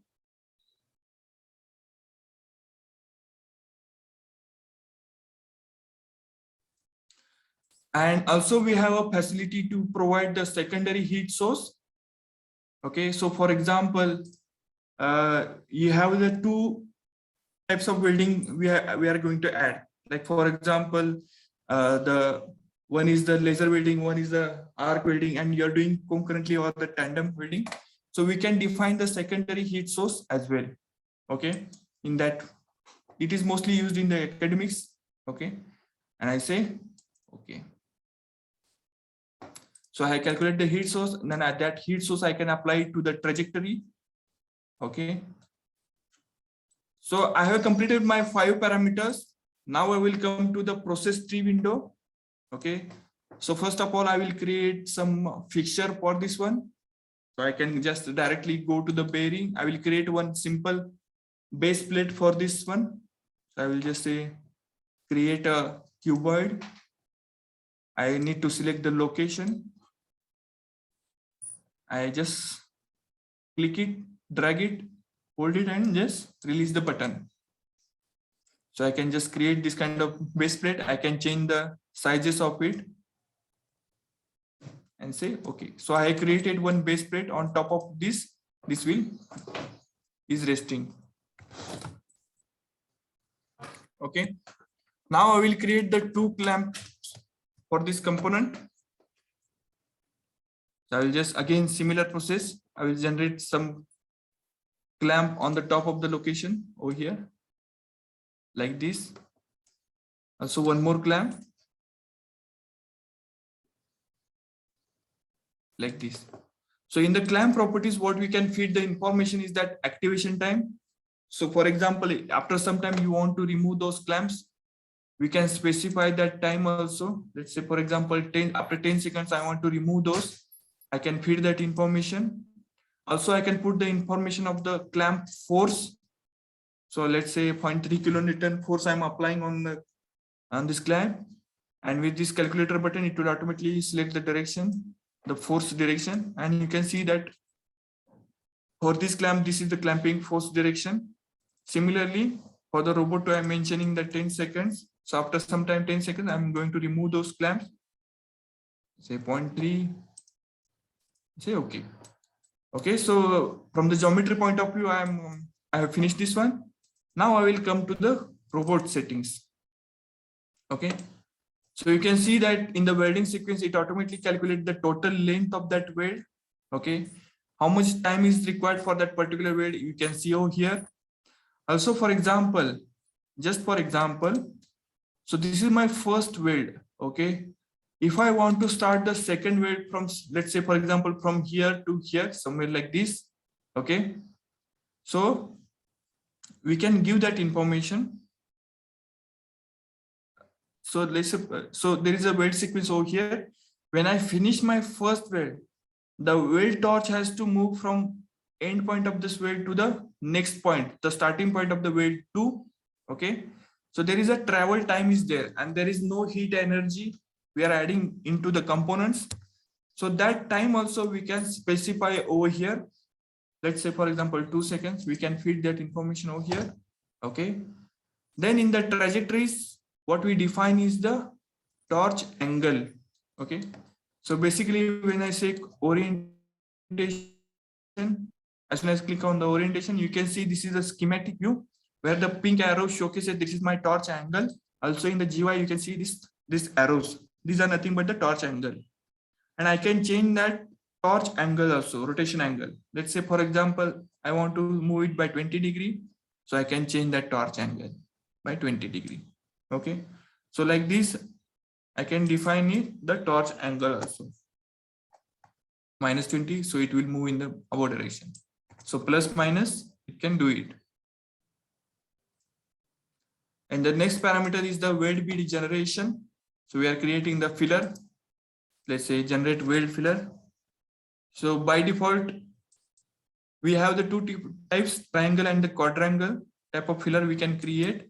And for the triangle, we need to feed those information. So when I hover my mouse over there on those parameters, it will show that what is mean by A, what is mean by B, what is mean by Z1 and Z2 in the schematic view over here. Okay, so what I need to do, I just need to put the information about the Z1 and Z2. That's it, and it will automatically calculate the A value. And rest thing, you can just keep it as it is and say preview. So it has created that geometry by itself, okay, and meshed it itself, okay. So I can select the different types of the mesh qualities, coarse, medium, and the fine, and say preview. So I can see that the change in the mesh quality, okay. And again, I come to the trajectory and open project on the surface and say okay. Okay. I can cross check whether I have defined correct. Please just click on this animation. So you can see that my heat source is moving. So this is how it looks like. Okay. And then I come to the last thing, that is the process parameter, where I can define the types. So if we can run the two types of simulation, thermal simulation and the thermomechanical solution. Okay, in the thermal solution, we can just simply see only the temperature related results. And in the thermomechanical, we see the results like temperature plus structural, basically the distortion stresses. So first, thermal solution is needed only when you are going to calibrate your heat source. Calibrate heat source means whether the given heat source is correct or not. Okay, whether it is creating proper weld pool or not, we can verify that. Okay, once we verify that, we can run the thermomechanical solution to find out distortion and stresses. Also, we have three different types of precision modes: normal mode, precision mode, and the fast mode. Okay, the fast mode will give you results within very short time, but the accuracy will be less compared to normal and precision mode. So normally we use normal mode. Okay, then the parallelization is provided to run the simulation faster. This is the time control. So this automatically takes it from the robot. So I can define the 300 total seconds time, out of which 11 seconds will be used for the welding operation and the rest will be used for the cooling operation. Say for example, when you finish this welding, all the welding operations, and then you remove it from the machine or from the, and you keep it on the ground or the in the clamp condition to cool it down. Okay, so that time also we can edit, which is very influencing on the distortion and the stresses. Also the local refinement, we can use it, adaptive meshing basically. So as the weld goes on, it will automatically mesh the nearest area. Okay, and say, okay. Now I will just check the model, whether there are any errors are there in the model or not. It can showcase you over here. So it says that model check successful. Say for example, I will remove one of the component from the material. For example, I'll just say remove and do the model check. So it has given me one error. So it says that no material has been assigned to the following component, that is the plate. So I can just again assign that material to this one. So no more. Now I can run the simulation. So I already run this simulation. Now I will show the results for you. Okay. What different types of results we can see it. Okay. So this is my result window. And these are the different types of results I can see. So in the standard results, we can see temperature, peak temperature, total displacement, stresses. Okay. I can see all the temperature related results, heat flux, temperature gradient, all types of displacement in every direction, all types of strains, all types of stresses I can see, the flow stress, equivalent stress, normal stress. In the phase transformation, I can see the major phase index, volume, the percentage of the different phases, perlite, benite, ferrite, hardness, full stress, cooling rates, I can see the mass portion of the different components. Okay. So like this, lot of results are there. Mostly people needed this temperature, peak temperature, displacement, and the equivalent stress result. Okay. So when I switch on my animation, so you can see that welding operation is happening. I will show the boundary condition also. So after some time, this clamp also get removed. I can see the welding operation is happening over here. How is the effect in the heat affected zone? I can see. So you can see that after some time this got released. I can see the peak temperature results. And these are the different temperature zones I can see during that welding operation, how it occurred. So this is very important in the academics to know the different zones or temperature zones over here. I can see the equivalent stresses. Okay. I can check the cross section. Like this, I can see over here. I can just do it like this. I can multiply as many as want the cross section. Well, also with the query button, I can see the different result at any point at any cross section. I can see those results. Okay. Also very important results. Suppose, for example, you might remember that 300 seconds time we have defined. And I want to see that during that 300 seconds time, how is it is affecting at this, how it is result changing at this particular node, for example. So I can see that graph, that basically the time history plot. So at this particular node, so it is tracking those things. So you can see that for the 300 second time, how is the temperature changing at that particular node? I can see it using this graph. I can choose as many points I want and see the results. Okay. Apart from temperature, I can see the stresses, the displacement, and you can see that all those results in the graphic format. Okay. So next important result is that the weld pool. Okay. So on the right hand side, you can see one green plane over here. Okay. That is my cutting plane, and that shows the cut section on the left hand side. And when I switch on the animation, okay, this cutting plane is moving, and on the left hand side I can see one red zone over here. This red zone is nothing but the molten area. Okay, so this much area will get melted during the welding operation, and I can measure those welding things, the major things. Okay, so with the given heat input, whether it is correct or not, I can see it clearly in those example. So if the heat source is very high, this red zone will cross the plates, which is not desirable. So we should have the optimum one. Okay, so this is the important results. Another example we can, another important result is we can do the shape comparison. So we can just know that how much it has deviated from the original position. Okay, also if you have a 3D scanner, we can scan those final components and bring it over here and compare it here. So you can see that surface deviation happening. How is the surface deviation is happening from the original position? So you can see that when there is one small transparent part is there. So that is my original position. And after welding operation, this is how it has deviated from the original position. So we can see that clearly over here. Okay. So this is the important of the shape comparison. So the UNV export is when needed when you want to do the structural analysis or the fatigue analysis. So from here you can select the geometries you want to export, the increment, at what increment you want to export the results, what type of result you want to export, and then it will create one UNV file which can be used in the further analysis. Okay, and we have a huge help documents which is very easy to use. Okay, so when I open that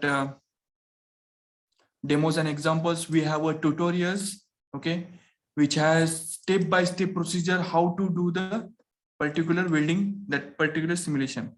So it will show that step-by-step procedure, training material is there. Okay, for each type of process.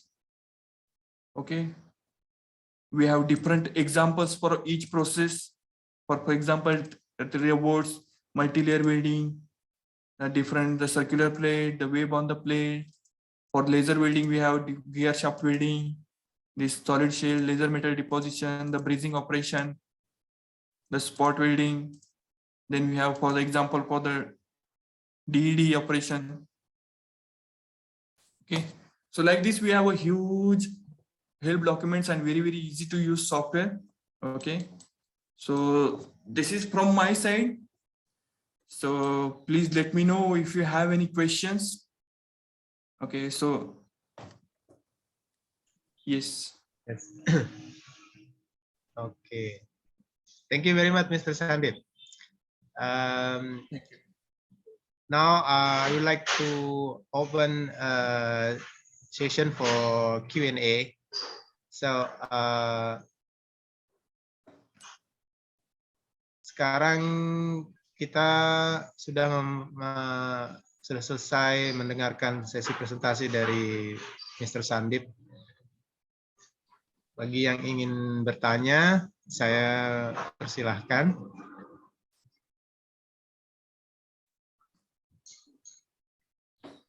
Question from chat from Pak Damora.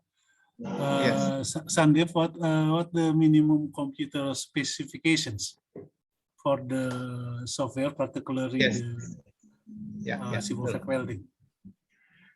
Okay, it needs a simple just simple workstation, okay, which has let's say, for example, 32 GB RAM or the 64 GB RAM we can have.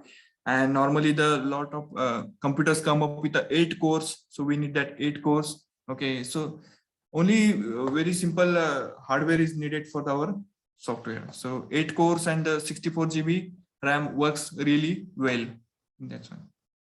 The processor i7 is sufficient? Yeah, sufficient. It is sufficient. Yes. Okay, i7, yeah. Send you the document also if you want. What is the basic thing? Yes. Required? Yes, it's very good if you can share the information regarding to the computer specification for doing for using software. Yes. Okay, sure. So right now, computer yes. I'm using is like It's just 64 GB, 64 bit, 64 GB RAM, 8 cores. So it's a basic, simple laptop I have, and it works really well in that way. But I will send you the document. Okay. Oke. Mungkin Pak Damora ada yang mau ditanyakan lagi, Pak? Silakan, Pak.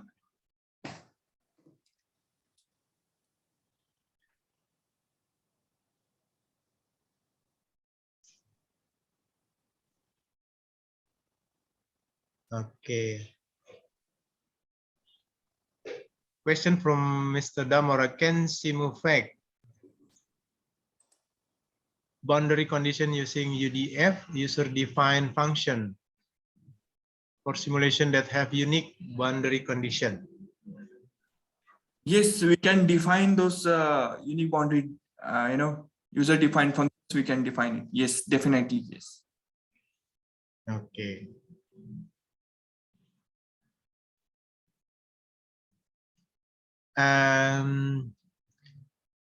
Okay, that's.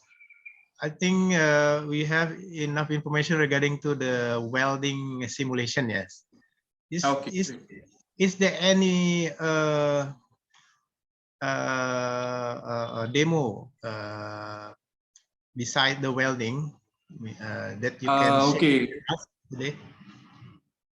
So if we have some time, I'm not sure, I can just give you the information about the operation if you are interested. I see. Okay, good. I need to check with the Trinitor also what is his plan for the additive. Yes. So, Later at 11 will be present about the additive manufacturing, Sandeep. so how much time I have now? We still have time more than 1 hour until 12 o'clock Jakarta time. Okay.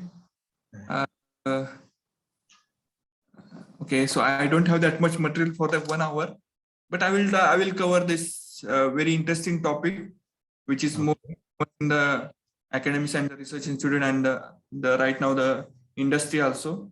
So it is a kind of additive manufacturing process. Okay, so this is the direct energy deposition, which is mainly used for the generate parts, clad parts, and the repairing parts. Okay, so this is kind of additive manufacturing process we have. So this I will skip it. So this is the basic principle of the powder based DED process. Okay, so this is my base plate. On top of it, I am adding the layer by layer. Okay, it's a kind of additive manufacturing process again. So this is the powder I'm adding, and I'm also having the laser source. This laser source is melting that powder and depositing, the powder on top of each other. Okay, so this is a typical DED process happens, and this is a typical seam geometries we can see. This is all the micrographs. Okay, and this is the what objectives we can have it, what is needed. So from the academics or the institutes, that fast prediction of the distortion, identification of the local heating areas, hotspots, includes hybrid approach for the repairing parts. Okay, so what it does basically, you can see there is the damages happen to the airfoil. Okay, so what does this DD does? It adds those, we are repairing those damages. Okay, by adding the material, by depositing the material. Okay, so like this, then you will get the perfect again the shape, because sometimes what happens that we cannot create this airfoil from the scratch. Okay, then it will involve a lot of cost in that one because of the material cost. Okay, so this is the normal workflow happens. Okay, this is the CAD models, this is the DED path planning. Okay, and it provides the G code, and this is how it looks like on the actual one. So this is the current process, And then what we do, instead of doing on the shop floor setup, we provide that G code to our software and do the virtual testing. And you can see that how it is layer by layer adding into the component. Okay. And then again, check it. So these are the institutes we have, tie up with Research Institute, the Fraunhofer, University of Dresden, the Bionic BE Systems, and this is the commercial and the research partners. Those research, we included it in our software. Okay. And this is what how it works, that the heat source, basically the real laser intensity looks like this. Okay. On actual, this is how it looks like. Then we idealize this laser intensity. So we create, average it out properly, and that heat energy, that heat source, we are going to use it. Okay. So this is just to show that different examples.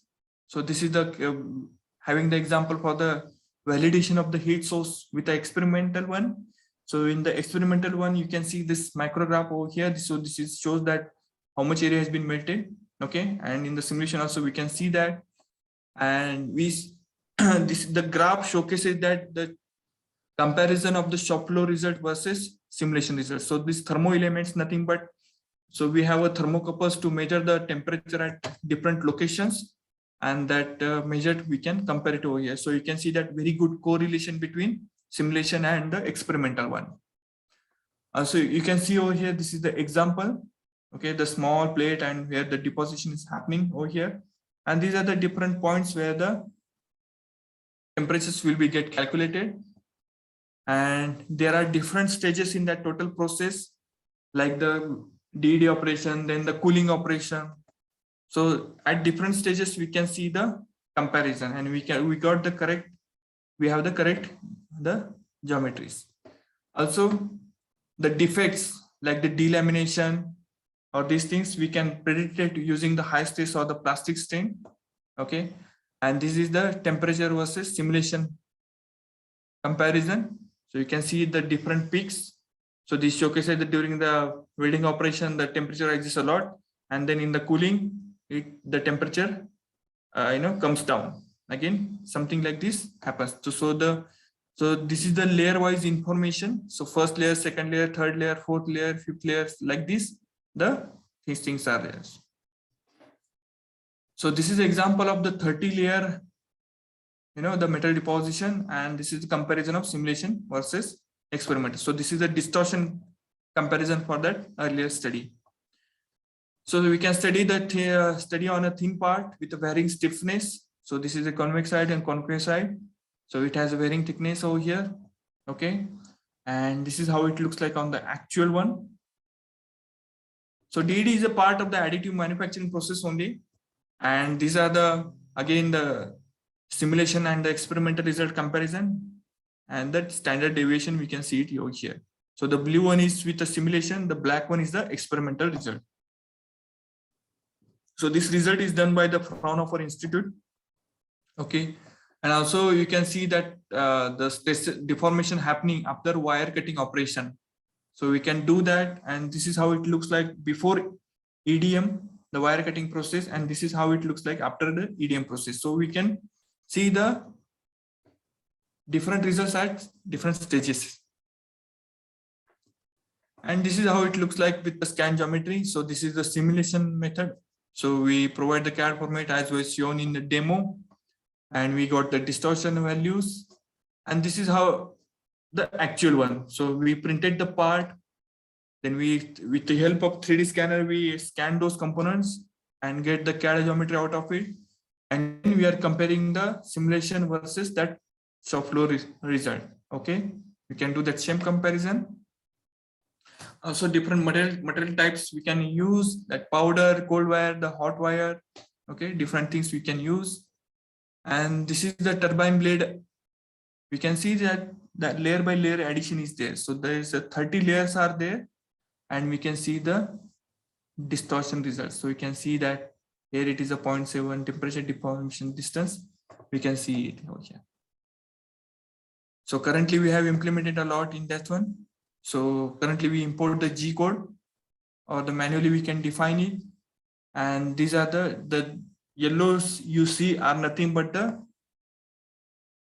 the torch, basically the trajectories, okay, the tool path basically. And this is how it looks like on the software. So we use the direct energy deposition. We import the G code, which has the information about the weld lines or the DD lines. You can see that. Then now we are creating the one base plate over here. Okay, then we are meshing it, the component, that base plate. Then we are going to add the deposition material. Okay, so we are putting that information over here. Okay, so it will cover the area of that tool path. We need to confirm that. Okay, and once we clear that, okay, so it is covering that part. So then now we are assigning the heat source, now creating the boundary conditions, and now we are going to start the simulation.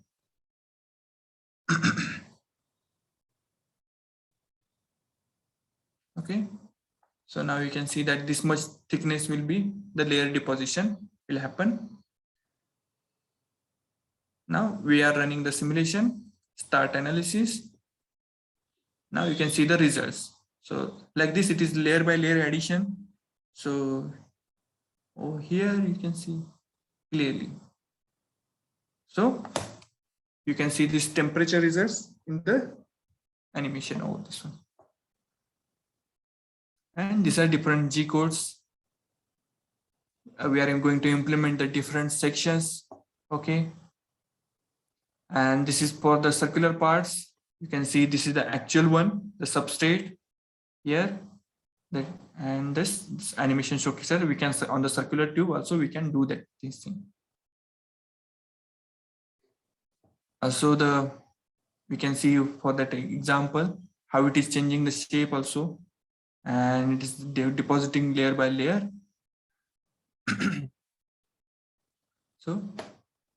So from small parts till the big parts, we can do the simulation. So this is the WAM process. So this is a kind of a wire arc additive manufacturing process. So this is the weld pass over here, and this is how it looks like the deposited geometry, and this is how it does actually looks like. Okay, over here.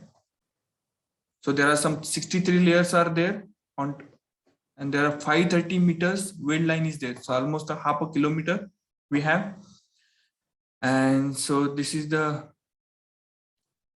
simulation time requires, but recently we have added one more approach in our software. So this is little old one, but we have added one more capability. So earlier it was required 5 hours. Now it will finish within half hour. So just 30 minutes, we can finish this kind of simulation with a good accuracy and everything. And you can see this is how a metal deposition happens.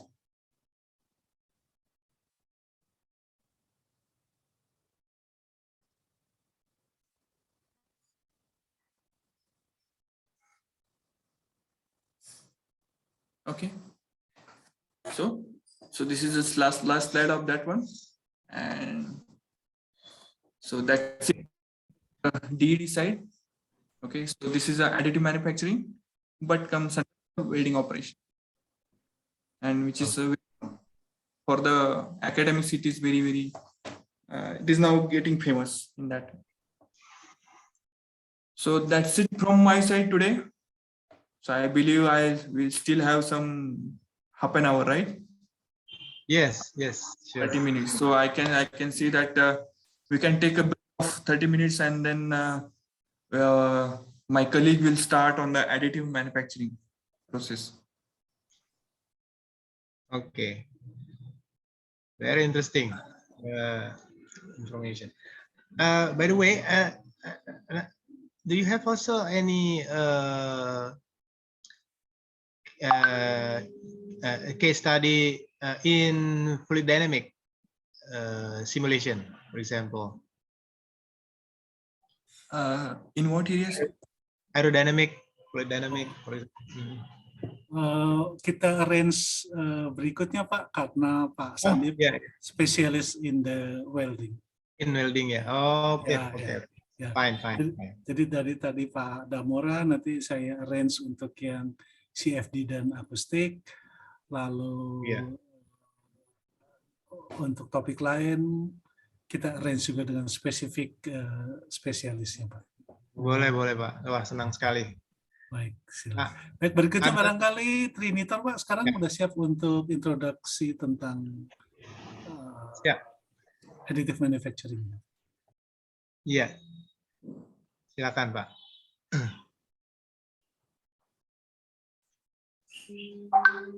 Trinitor?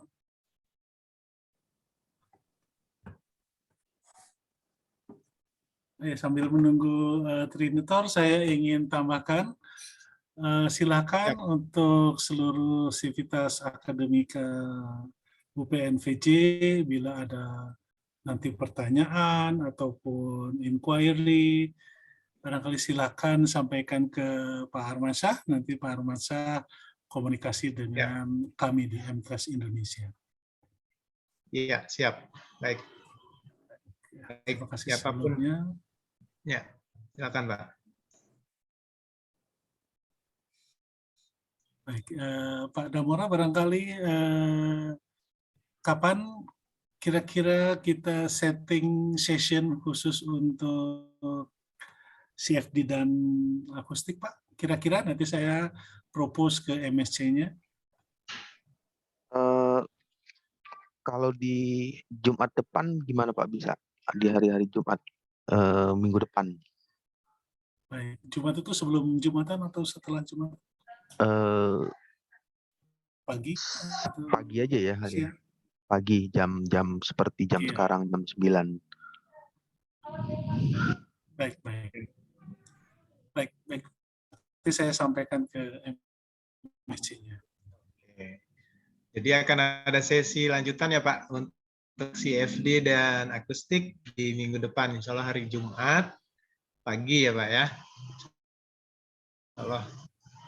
Topiknya tepat Pak Damara, CFD akustik.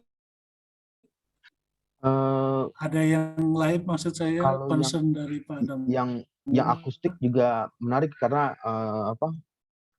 media perambatannya kan menggunakan ini media gas menggunakan fluida ya, fluid dynamic. Saya sering melakukan simulasi di CFD itu kan menggunakan flow aliran fluida cair atau fluida gas.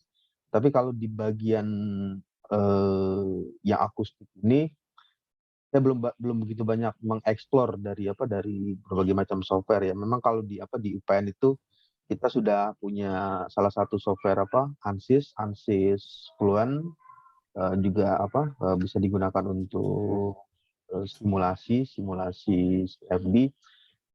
Tapi masih banyak yang yang belum tereksplor gitu mengenai fluid dynamic, karena di bagian ini fluida tersebut misalkan aliran suara, ternyata suara itu bisa mempengaruhi pola aliran yang terjadi di aliran fluida. Jadi kalau misalnya ketika frekuensi suara itu ditinggikan atau high frekuensi, maka alirannya itu yang awalnya aliran laminar flow bisa berubah menjadi turbulent flow. Nah, dan itu juga yang cukup menarik kalau dari saya untuk melihat fenomena kenapa bisa frekuensi suara bisa memberikan efek terhadap pola aliran selain dari aliran fluida itu dipengaruhi oleh berbagai macam hal, misalnya untuk kekasaran permukaan atau dimensi dari ukuran saluran dan lain sebagainya. Ya, menarik Pak Damora. Nanti kami sampaikan.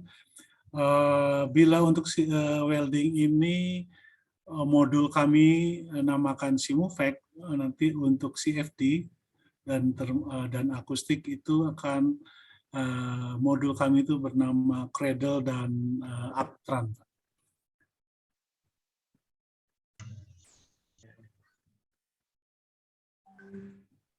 Cradle dan Uptrend daripada modul emisi software ya emisi Pak ya? software, benar Pak. Ya.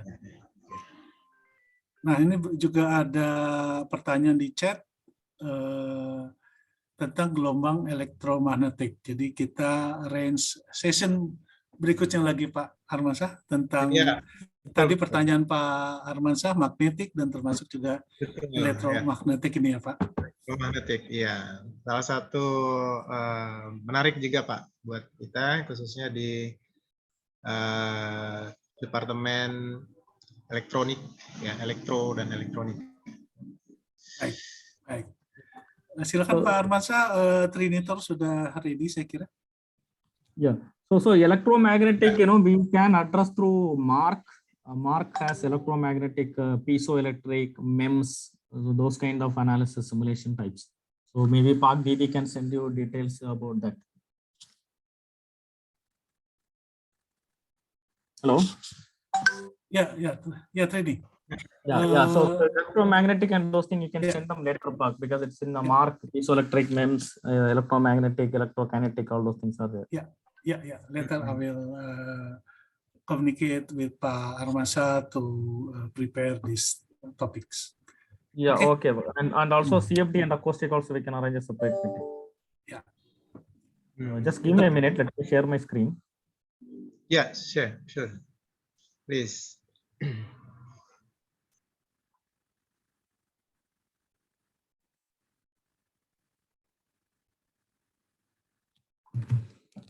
Yes, I'll share my screen. Are you able to see my screen now? Yes, now it's okay. Yeah, so this is basically an AM slide. Of course, I understand Sandeep has done, he covered already. He covered already the, the DED perspective. So, but so this agenda, it has powder, laser powder bed fission and sintering. And just 1 minute, I will just follow. Okay. Ask my colleagues to join. 1 minute.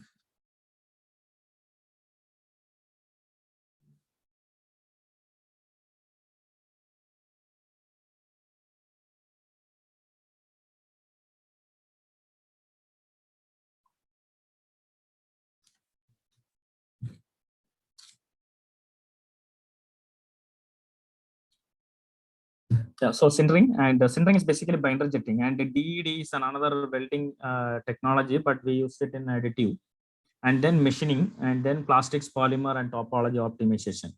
Now, can I know what kind of technology you are looking on keen on? Is it powder bed fusion or binder jetting or DED welding or machining or plastics, polymer? What kind of printer you have right now? Right now we have plastic and polymer. The plastics and polymers. So you have a strategy or something, is it? Yeah. In the future, we plan to have also for powder and metal. Okay. Yeah. Fine. Anyway, I will just, it's a long presentation, but I don't know how much time I will have, but I will try to cover as much as possible. And I have asked my colleague also to, join and see if we can show some, powder bed fusion, some demo, software demo. Okay. So this is again introduction about hexagon. Like I mentioned, hexagon is into agriculture, geospatial, geosystem, mining, and everything. But we belongs to DNE, the design and engineering team. That is where our Mark, Simufact, all the solution, cradle, acoustic, everything we talk about. Now these all are couple of powder bed printed parts actually. The components of applications. And the quality of AM parts, it depends on mechanical properties, process, cost, trial and error. For example, when you print, some deviation will be there, some distortion will be there. You see the right side, there are some cracks are coming. So these all are general issues you will face when you go for a metal printing. Now the solutions what we have is Simufact. So we can bring the CAD file and we can print it in a computer, so that you don't waste your time and your cost and money in actual printing or trial and error method. And the support structure generation, and for example the orientation, whether you wanted to print the vertical, horizontal, so all those things you can do virtually here. And then you can reduce the time as well as the cost and money, everything. And then finally, you can go for an actual printing. And we have collaboration with Materialize, which is a Magix software, or we can have Additive CAD. That this tool will support support structure. Of course, we have our own support structure generation Simufact also. And this is just to show you how, the same component, when we print horizontally, you see the less distortion or less red color areas. But when we print vertically on the first one, you see there is a red color spot which is having deformation out of dimensional area because of the height, the material, and all those things. It plays a very important role. Okay. And this is another example to show you, and just 1 minute.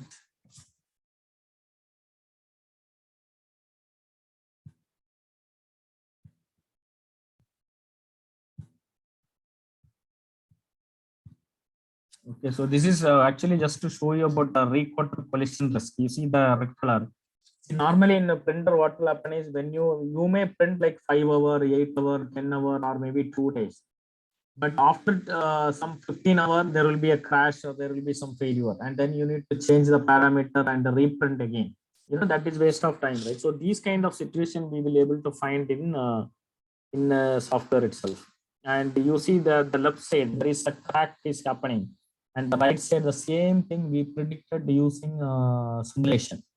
So when you change the design, change some parameter, change the layer, the laser beam and where the voltage and everything, you will able to modify and adjust it so that you can print right at the first time. These all are, the string line prediction. When you print even right side, it's an actual printing. You can see there is a line, string line we call it. And the same thing we are predicting even in simulation also. And then we have another option called compensating the geometry. For example, when you print, it was like, it is out of tolerance. But you can change, or there is a software, there is a button, you can compensate the geometry and it will, come back to its reverse direction. And then, the second iteration, you see the tolerances, went back on, 1 mm to 0.2 mm, and then, the iteration 6 is 0.05 mm. It's very, very highly accurate, when you compare with the first run and the last run. So this is where, you can improve your, your dimensional tolerances. And then hybrid manufacturing, when you print something component on top of it from the base plate. So this is also, especially when a turbine blade kind of application. So we have a hybrid additive manufacturing also. And then we have a tool for cost estimation, and you can see the build timeline hours, then the hourly rate, machine fixed cost, order cost, all those things. You can compute and you can see how much is the cost for the particular product. And then we have optimization tool. It's topology optimization. You just define the fixing area and the loading area and the manufacturer constraint, and it will automatically optimize. And the same thing, you can print it in 3D printing.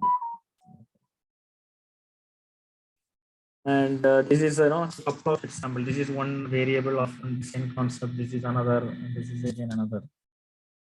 And different orientation. Like for example, is it one part? This is the base plate, and this is the build space. Is it one part or multiple part, and different orientation? So these all are the areas. I mean, the parameters you can play around, and you can improve your simulation in order to reduce the cracks or reduce the deformations. And this is support structure optimization. You cannot have more support structure also, but then later you will have some problem of the material wastage, and removal, support structure removal also will be a costing. So you need to be in an optimal way, not over support, and also at the same time not under support also. So that's the way the software will give you an optimization by itself. This is some of the build simulation process. The layer by layer, outer layer by layer, the build thing. We can simulate in the software. Then this is just to show you an automated compensation. So initially in the first simulation, you see the surface deviation is 0.8 mm. But later, when we compensated with the software, it is 0.02 mm. So you see that the kind of, the improvements or, the deviation or, the performance improvement we are getting.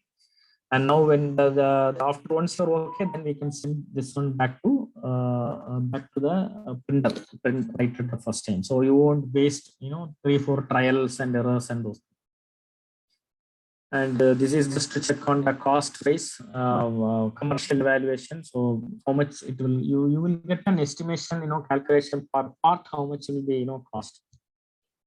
And this is CT scan analysis. So we have something like volume graphics where we can study the internal porosity, the internal volumes, internal cracks, and those things we can study that from the CT scan images. Then sintering, it's again binder jetting basically. So people call binder jetting or sintering. It's a HIB process. And this is also, the part shrinkage, it is very difficult to predict. Again, green part geometry, sintering cycle. So these all are the challenges we face when we do the sintering process or binder jetting. So this is one of the examples to show you a bevel gear, which we have done using printed here.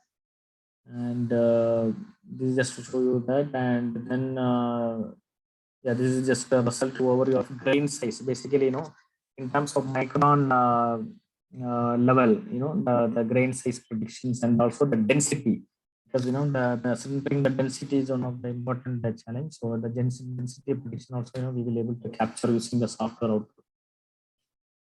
And this is again our compensated geometry. So you can see here the geometry compensation we achieved less than of 1 millimeter tolerance level, and which we did only with the 3 cycles to achieve this level. And this is DED. I think Sandeep already covered, so I will just skip this DED portion. It's basically a welding one. So this is the workflow we are trying to build of G code. So then we have a machining. So machining is another process simulation, and the pain and gain of the machining things can be milling or drilling or grinding. So the way of the material is the material removal. So in so this is another module. So the solution what we offer is the tool path generation from our CAM software like EdgeCam or eSpread. This is our tools. Then it will create an APT or the G code. So then it will come to NC Simulink. I mean that's another CNC simulation software. So we will import the trajectories and then we will export 3D volumes. So then the 3D volumes will come to Simufact additive, where we will compute the distortion and the build process, 3D print process. Again, that will come back to import the distortion or stock simulation verification again in the NC Simulink CAM software. And this again will come back to the CAM software. It's an iteration. So this is how we will improve the machining simulation the workflow. And this is an I think I would say this is one of our first module or first technology in the market from any of the software companies who offer additive manufacturing, considering this is a machining module as well. So then plastics and polymer, I think you may be having SLS process or FFF or FDM. It's a plastics, polymers and composites. So this is again the results like wattage, crystallinity, counterwrap shapes, support failure. So these all are the the results we will able to get it from a tool called Digimat. So this is again will deal with this process. So the powder bed fusion, the sintering, binder jetting, DED, that is from Simufact, that is our metal group, and this Digimat is from our plastics, polymers, and our the composite team. So who build this this technology, SLS and FFF and FDM. Topology optimization, it's another hot topic when it comes to additive, because in additive you will able to build or manufacture whatever the traditional ways are not possible to do basically. So anything here which is very tough to do, like our regular mold and die or any kind of traditional methods, we will able to do that. And the good part about this is if you can see the initial shape is like this, and then the software will do the optimized way in a way like so it is a understand the load and support, and then you will able to print it. So this is just to show you an example of, we call it Apex generative design. So we have the generative design tools to make designs very feasible for an AM manufacturing. So it's a lightweighting. Lightweighting is another one of the important key point: efficiency, time to market, and cost. And many of our projects, we are able to reduce 50% cost. I mean, weight reduction, 63%. Then reducing this fixation, all those things, we were able to come up with, considering all these facts. We are coming up with the best designs for additive. So this is a Cad to Cad workflow. So this is again Apex generative design, and this is just to show you a screen capture. Whatever the metal printer you buy, it can be. So this is for SLM, but you can see here you have SLM, EOS, concept laser, Renshaw. So all these material database. The library is here inside. So we can just pull and choose whatever the machine you buy, and we can just straight away click, and all the data are there, and you can run it. So this is about just overview of our additive solution. And Santosh, are you there online? Yeah, Santosh, Santosh, can you just show them one simple example of a tool of the Simufact powder bed fusion? Okay, so maybe a couple of published case study.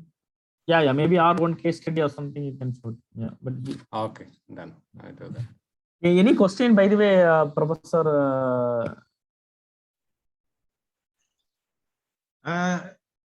No. So far, okay. So far, fine.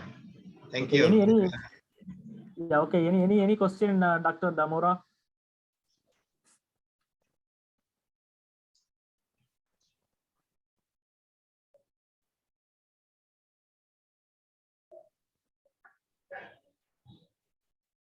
Yes, Santosh, we can see the screen. Yeah. Okay, I hope you can see. Okay, so to give a quick introduction. So when I say additive manufacturing, so we are not only focusing on powder bed fusion. So as Pini already explained, we have solution for powder bed fusion with SLM technology, metal binder jetting, DED. Then when it comes to polymer and plastic, so we have Digimat software where we can simulate FFF, FDM, and SLS process. Hello. Sorry, I forgot. Any questions? Okay. So overall, we want to help the manufacturer to print the part right at first time and eliminate the defect, as well as in the optimization when it comes to printing and cost optimization. So overall idea is reduce the number of trial and error in the workflow. So if you are into the design, so we want to help them to make a design or do the topology optimization, considering manufacturability using different process. So now in design and engineering, we have a tools, before they finalize the design, they can consider what kind of manufacturing process, whether they are going to print this component with polymer, metal, or what kind of process, whether it is metal binder jetting or FFF. Based on that, so we can even do the lightweighting and design optimization. So in fact, the selection of material also available. So this is a kind of integrated workflow we are creating, starting from design, manufacturing, and quality inspection and service life estimation. So I will directly, I will not go through complete presentation. So since Trini has already covered most of the part. So I will directly jump into a couple of case studies which we have done. So this is to show that how industries adapted. So if you ask me what are the industry we support, so you can name any major OEM. So we are working with them. Service Bureau, who does the printing for the OEMs. So we are working with them. Then educational institutes. So we are supporting them. In fact, we have a couple of training courses where we are training the students on design for additive manufacturing part of it, then quality inspection. This is the end-to-end workflow or the platform we provide for any industry or any institute who want to adopt this additive manufacturing technology. So we can start from material to the quality, where we can use a couple of our tool to select which is the best material for the given application. Then start with the design, manufacturing, inspection, then service life. So we cannot really estimate the service life. So I can call it as the product durability, fatigue life. I can call it as fatigue life estimation can be done for the given component. So apart from 3D printing, so we do a lot of post printing operations like heat treatment, hipping operation to improve the density of an 3D printed component, then CT scanning. So we can do the CT scanning if you're into reverse engineering, bring those scan data into CAD platform. So there are a couple of tools where it can directly convert the scan data into the 3D model without much manual intervention, so that we can save a lot of time. Then if we are more into DOI analysis and statistics, so we have a lot of tools where we can help you to reduce the number of trial and error. Again, it might be on the shop floor or it might be on the CAE simulation. So we can use our AI for reduce or optimize the number of runs. So this is an overall picture of how we are working with different industry types with our AM solution.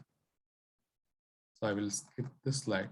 So yeah, again, I will directly jump into.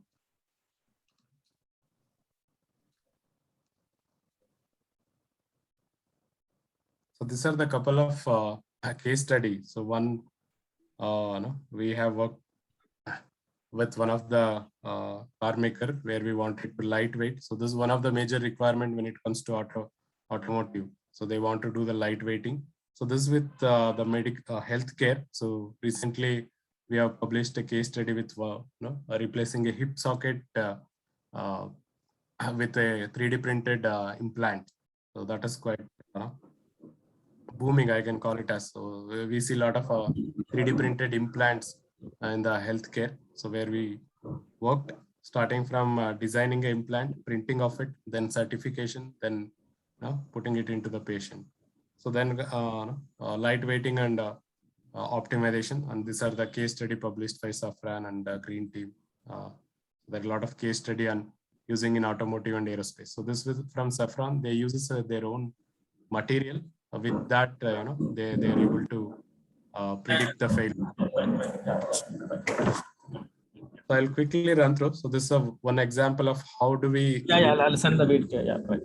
Conventional design with a 3D printed one. So this is a 316L material, which was previously forged, and it had some sheet metal component, and it was joined with rivetings and a lot of overall there were 38 component. We reduced it into 6 by just breaking down it upper bracket and lower bracket, and we could able to print that with a given dimensional accuracy. So in fact, we have tested the 3D printed one. So it will be on the bonnet. So when pedestrian falls on the bonnet, it should lift automatically. So this is also one of the safety criteria. If you look at the high-end car, they have to give 5-star rating for safety. So this is one of the requirement where we could able to replace the conventional with 3D printed component. So in fact, we had a couple of challenges like how do we bring down this distortion below the 0.75 mm. So that was challenge. Then we generated before in support structure. Second challenge was how do we address the scalability, like printing multiple component. In fact, we did the nesting. Then we could able to print 6 parts on the same base plate. So that helped us to address the scalability issue. So this with the student race car. So we wanted to have a very light wheel. The lighter the wheel, better the cornering efficiency. So we wanted to lightweight considering the manufacturability. So if you ask me what is the accuracy of simulation, so this is an example. So when it comes to the additive manufacturing, the greater advantage, we can capture each and every parameter in the process. So that simulation results can go above 95% accurate. So this is an example where we start with a technical evaluation as well as commercial evaluation. In technical evaluation, we selected the best design, design for manufacturing and material. So when it comes to commercial evaluation, we did the cost estimation to choose which is a more feasible or economical design, which we can print with lower cost. So then we chosen the one which is qualified from technical and commercial point of view. So these are the case study published by our customers. So this from Saffron. So they made Simufact as part of process flow before they go for any printing. So they will simulate and understand what are the challenges and modification need to be done. So then only they go for actual simulation, so that they will save a lot of powder. So it is more like a lot of money and time spent on the machine and resources.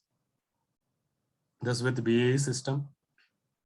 So they had issue with the buckling, so where we helped them to design a particular support which helped us to print a component without buckling effect. This with Bosch. So now these are the published case study by our service bureaus, who has used our Apex generative design for optimization and Simufact additive for printing. So this with the tire industry. So we see rapid growth of adopting additive manufacturing in tire industry. So not to print the tire, so it is to print the mold for a new tire design for a validation process. So instead of printing complete or instead of getting complete mold conventionally manufactured, so they will print 1/4 of the mold for their testing and verification of their new tire design. So this has been quite successful. So where we have printed a component which is in the same pattern of new tire design, and we could able to validate, so that we save a lot of logistics, time and cost. So otherwise any new design takes more than 6 to 9 months. So here we could able to do it in 2.5 months. These are the other example of internal cooling channels, how we can do the optimization of internal cooling channels plus 3D printing of it. This is more on medical application. So how implants can be 3D printed. So here challenge is, when I say medical, we use a different grade. That's quite expensive. So we have to print right at first time with the best design or optimized. So these are the other example which we have actually printed and implemented. Yeah, with this I end my presentation. The same time we have continuous support when it comes to training the student, because AM is a new, I call it as not familiar as a conventional method. So we do the workshop training until any organization adopt it completely. So with this, these are the couple of customer logo we have. You can name us OEM, Service Bureau, or Educational Institute. So we are working with them for adopting the additive manufacturing technology.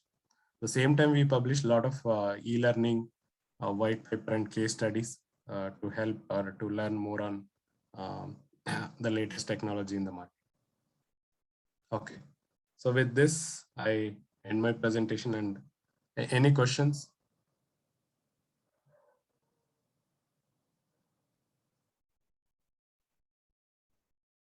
Yeah, if there is no question, I think turning over to you.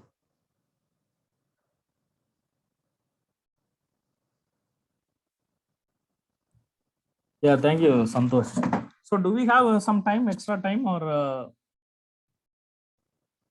Yes, we still have time. Santosh, can you just, have you opened the software? Yeah, I have. So you shown already. Open in my laptop. So okay, I can share.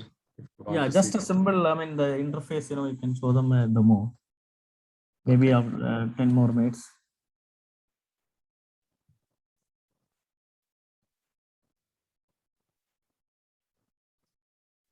Hope you can see my screen, right? Yeah, we can see it. Okay.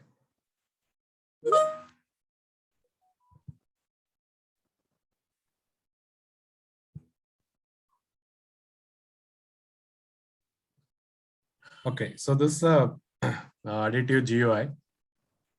So we always start with calibration, then running the actual part.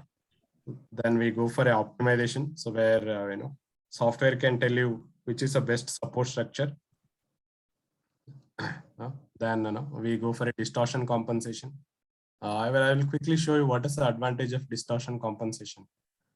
So when you have a design and you would like to print that part within particular set of distortion values, then you can give the maximum distortion or allowable limit to the software. Then it will run multiple simulation and it will predict with a different set of parameters. It will predict what is the optimized design or compensated design, so which will give you the minimum distortion when we print the part in the actual scenario. So if I do it manually, it takes a lot of time. So I cannot physically print 10 number of variants on my machine. So it is very expensive. So what I do is I will try to use distortion compensation. So to improve the accuracy of the simulation and to match the current condition of machine, I just print 2 small coupon on the machine, so that even though we call it as same material grade, when the same material is supplied by 2 different supplier, the properties might vary, let's say 3 to 5%. To capture that even small variation, we can print a small coupon on the machine. So then we can calibrate it and get those inherent strain value, or I call it as correction value. So then I take that into the actual part printing. For example, I can quickly show the setup. So I go here and I can pick any machine. If you have anything in mind, you can just let me know. I can select that particular machine. So let's go with this. Let me change this to 400. So the moment I change, the respective boundary condition will be loaded automatically. Then I can import the part. So it might be of any CAD native file format. So we support any CAD native file format. So then when it comes to support, either we can import the support or we can create our own support. So it might be of,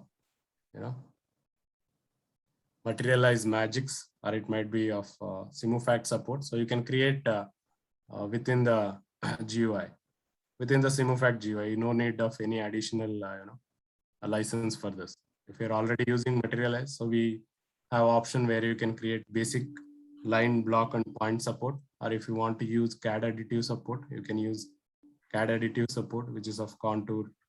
So there are many options, or you can either import it or create support inside the software. Then material selection. So we have already the commercial grades available in the market. So if you have your own material, so you can add those material into library. So I strongly suggest, if you have any new grade, please send it to us, because we are also doing a lot of testing. If it is similar one, so we have already developed material data. We can Santosh, they are just getting into this 3D printing. They don't have any machine set, for photo precision. So it's very initial stage. Okay. Okay. So when it comes to material, so we have the commercial grade available, so you need not really worry. So then we can simulate build, immediate release and cutting operation. At the same time, if you new one, you are not sure which is a best support structure for the given design, so then we have something called support optimization. So if you activate this, so it will run a couple of simulation and software will tell you which is a best support structure for the given component. So that is something unique, so that we can save a lot of time or investigating the which is the best support structure. On distortion compensation, as we already seen, you can just define your target value compensation, so that software will tells you what will be the final distortion or distortion control we can achieve with a different set of design. Then we do the voxel and surface meshing. So then we can go for a, once the simulation is completed, so we can go for a post processing and view the results. I will just move this.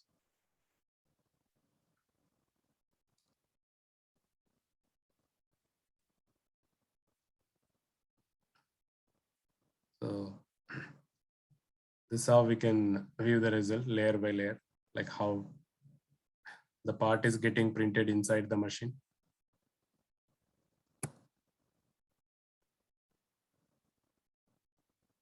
And we can view different parameters, like what is the peak temperature during printing.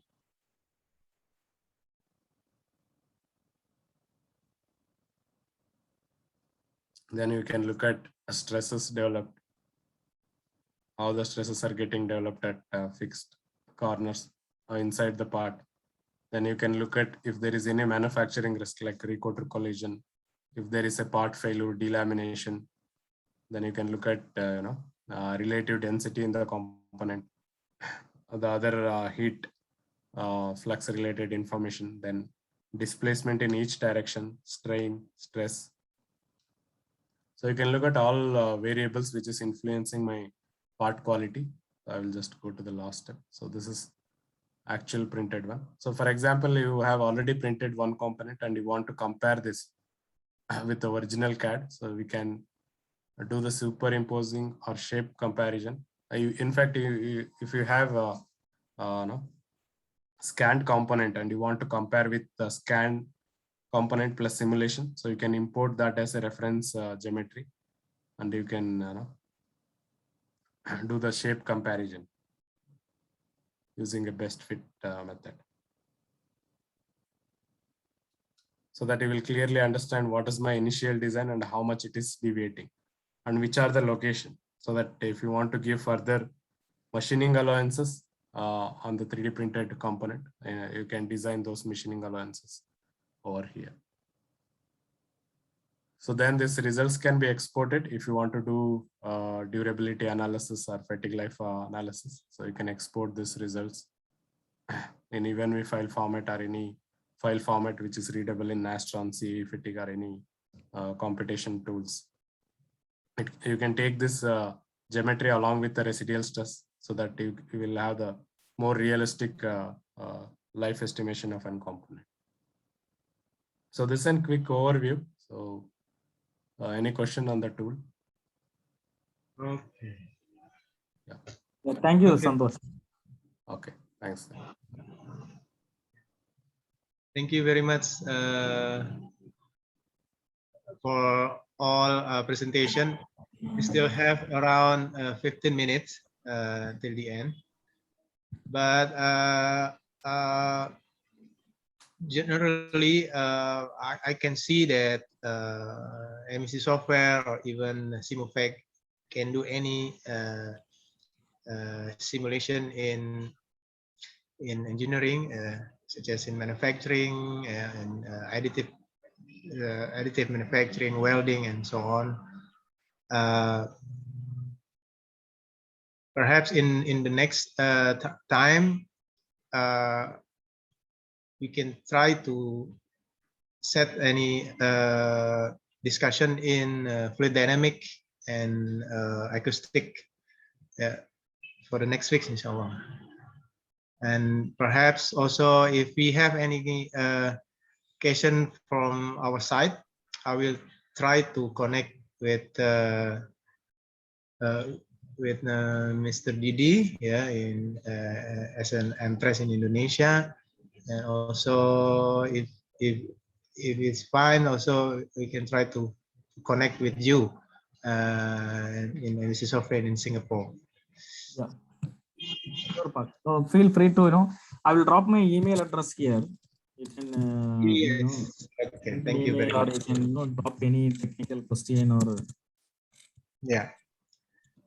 any. One thing that I can see regarding to the in-plant additive manufacturing, we have also here in the university the medical department, and I think it's also another possibility to do simulation for implant stuff, yeah, implant product for medical implant, I think. Perhaps maybe we this topic can be joined in the next session with the fluid dynamic and acoustic session. discussion. Maybe I will try to invite in the medical department side in the discussion. Inshallah. Okay, maybe saya coba floorkan bagi yang ingin bertanya. Kita masih ada waktu sekitar 15 menit sebelum habis. Barangkali mungkin ada yang ingin bertanya.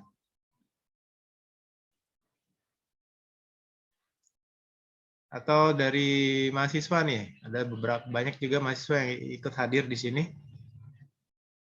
Silahkan.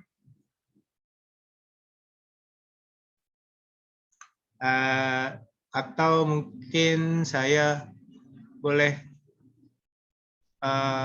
coba menyampaikan pertanyaan dari Dr. Damora ya, regarding to the what percentage of the accuracy value obtained from the simulation?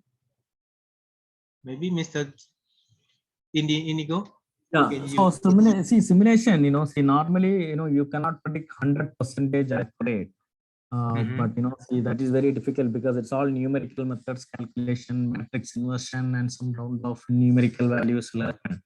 But to be precisely whatever if your inputs are correct, and you can rely on your output. But normally what we have seen is cases like 95% accuracy, and even in additive, some areas we are seeing 99% accuracy. So it's depends on the loadings you give, the settings you give, and the material properties you are getting and you are giving. So it's all depends on these parameters. But in overall, approximately, or tentatively, I can say based on my experience, I am seeing in this industry close to 95 to maybe 98, 99%. I see. Okay, that's good. So Santosh, you can add from additive perspective if you have any points to add on the accuracy. Yeah, when it comes to additive, so we talk about high precision and high accuracy. So there are a couple of calibration methods where we can go till 0.1 mm accuracy. So I can call it as 95 plus always. So majorly we want to predict the trend and the distortion which is higher than 95%. So it can be predicted because the overall advantage in additives, we can capture the more variables even in the physical printing process. So that makes any FEA tool to predict result very accurately. So our inputs are very accurate in additive manufacturing, so that we can expect high accurate results or correlation between physical and simulation.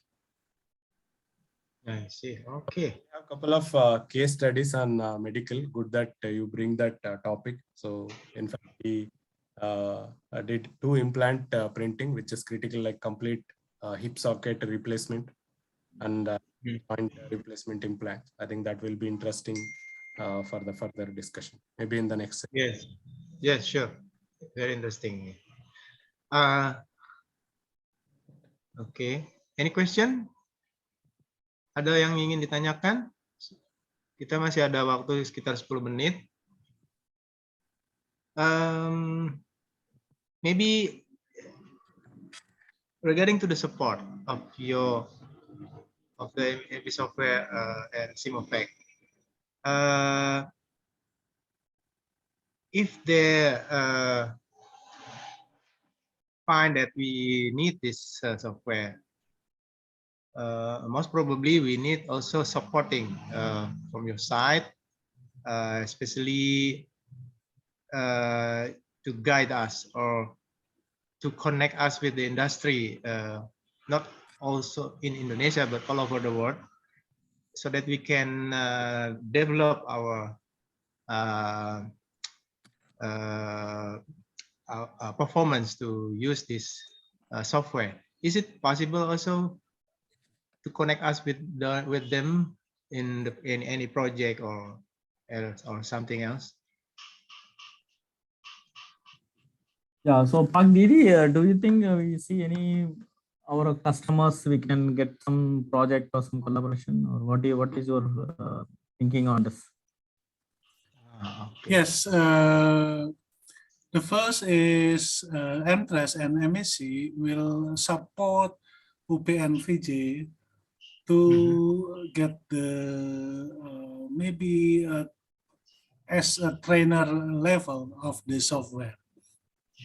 And then MTRES will need UP and VJ to support as a specialist, a technical specialist for first in the Indonesian industry, which is actually need support from a university.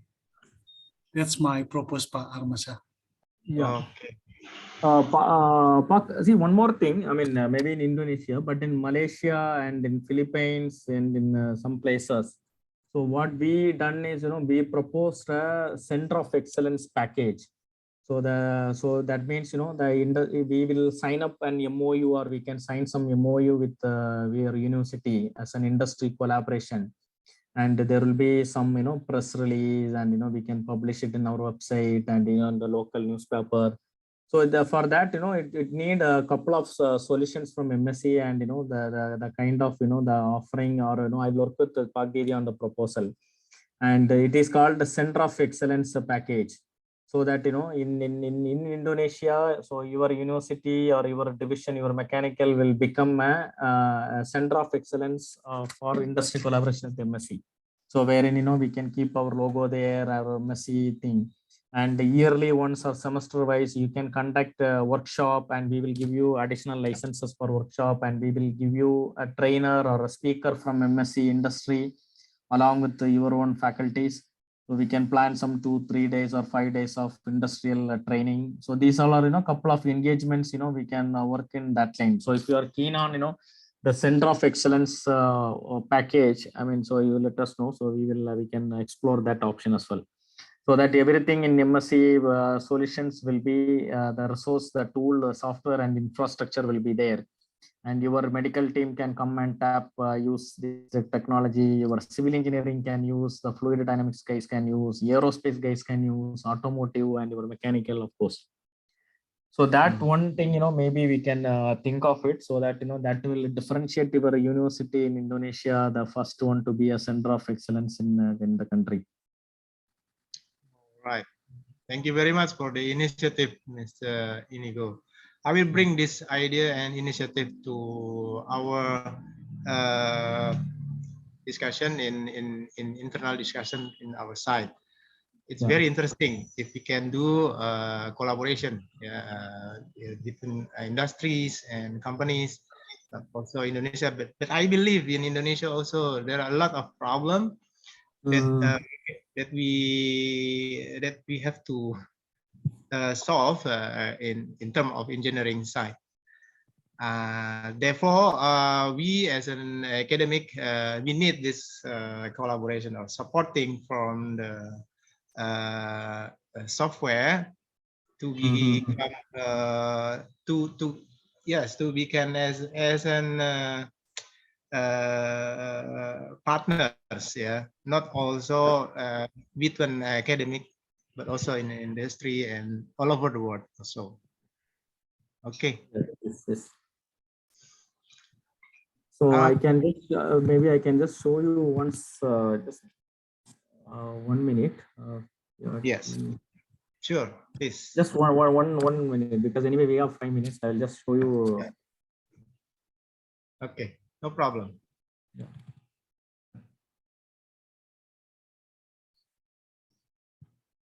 I want to show you some similar cases, or something we have done recently.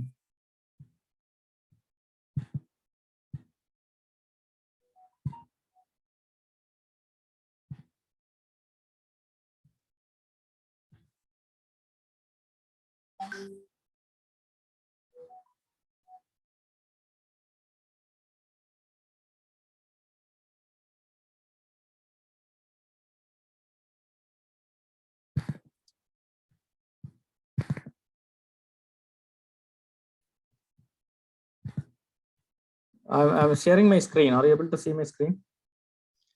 Not yet. Not yet.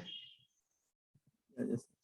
See, this is Now, this is one thing, yeah. you know, it's in Philippines basically, you know, so you can see my I am standing this side, so this is basically a center of excellence. So this is the university called the Fiat University, and it is one of the aerospace leading university in Manila. And this is the owner of the university. His name is Mr. Segovia. And then these all are lectures and HODs and department head. And this is from MSc management side. So, you know, you see so this is the press release, you know, there's a center of excellence in Philippines, and they will have a, you know, our logo in the laboratory like CAE lab or, you know, the practical lab. This is one thing. And then it came in all the newspapers and everywhere. So MSc Software Inc.'s partnership with the Fiat. So like this, no, we can do something for your university. Once we have some budget and some kind of, you know, then you know, there is a spokesperson, we talked about, you know, this thing, and the university, they talked about, there is a press release actually. So this happened. Then there is another one.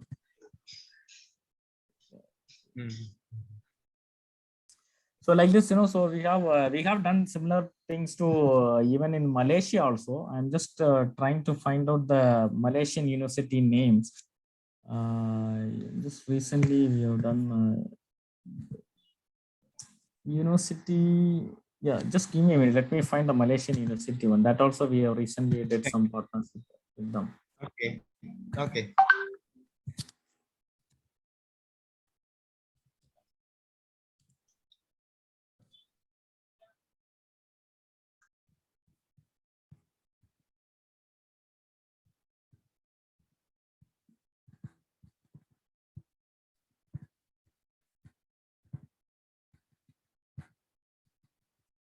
I think it's U8TM or something, if I remember correctly.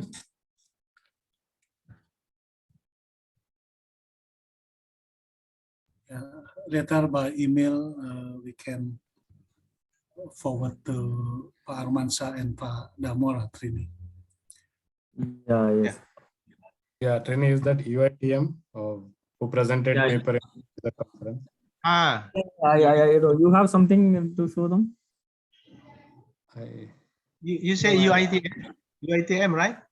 Yeah, some collaboration, something, you know, which recently we published in with collaboration with the UITM. I'm not getting the thing because it's handled by my other colleague. One of my colleague, he is based out of Malaysia. So you know, the similar to one which I shown in Philippines, because Philippines. So this is how, you know, we do collaborations with this thing, and I am very keen and interested to, you know, work with your university.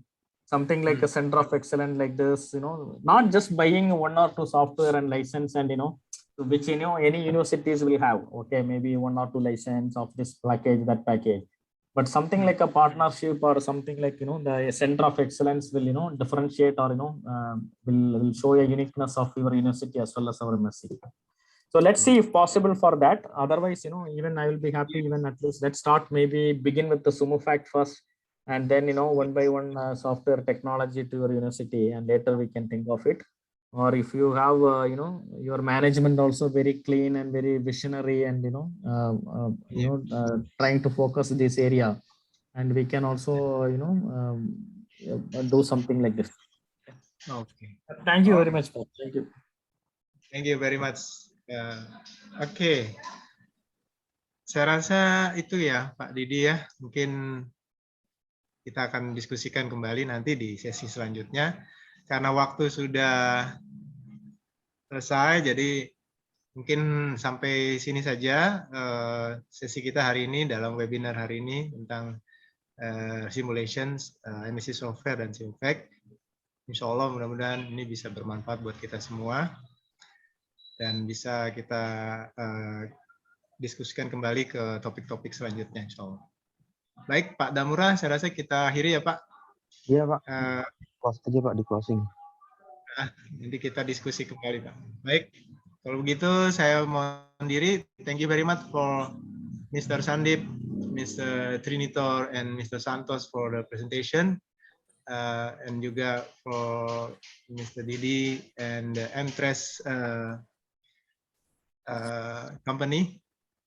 Dan juga kepada semua mahasiswa dan teman-teman yang bergabung di sesi ini, saya akhiri. Terima kasih atas segala perhatiannya. Assalamualaikum warahmatullahi wabarakatuh. Salam sejahtera dan salam sehat. Waalaikumsalam warahmatullahi wabarakatuh. Waalaikumsalam. Terima kasih semuanya. Thank you Terima kasih. everyone. Thank you. Bye. Bye.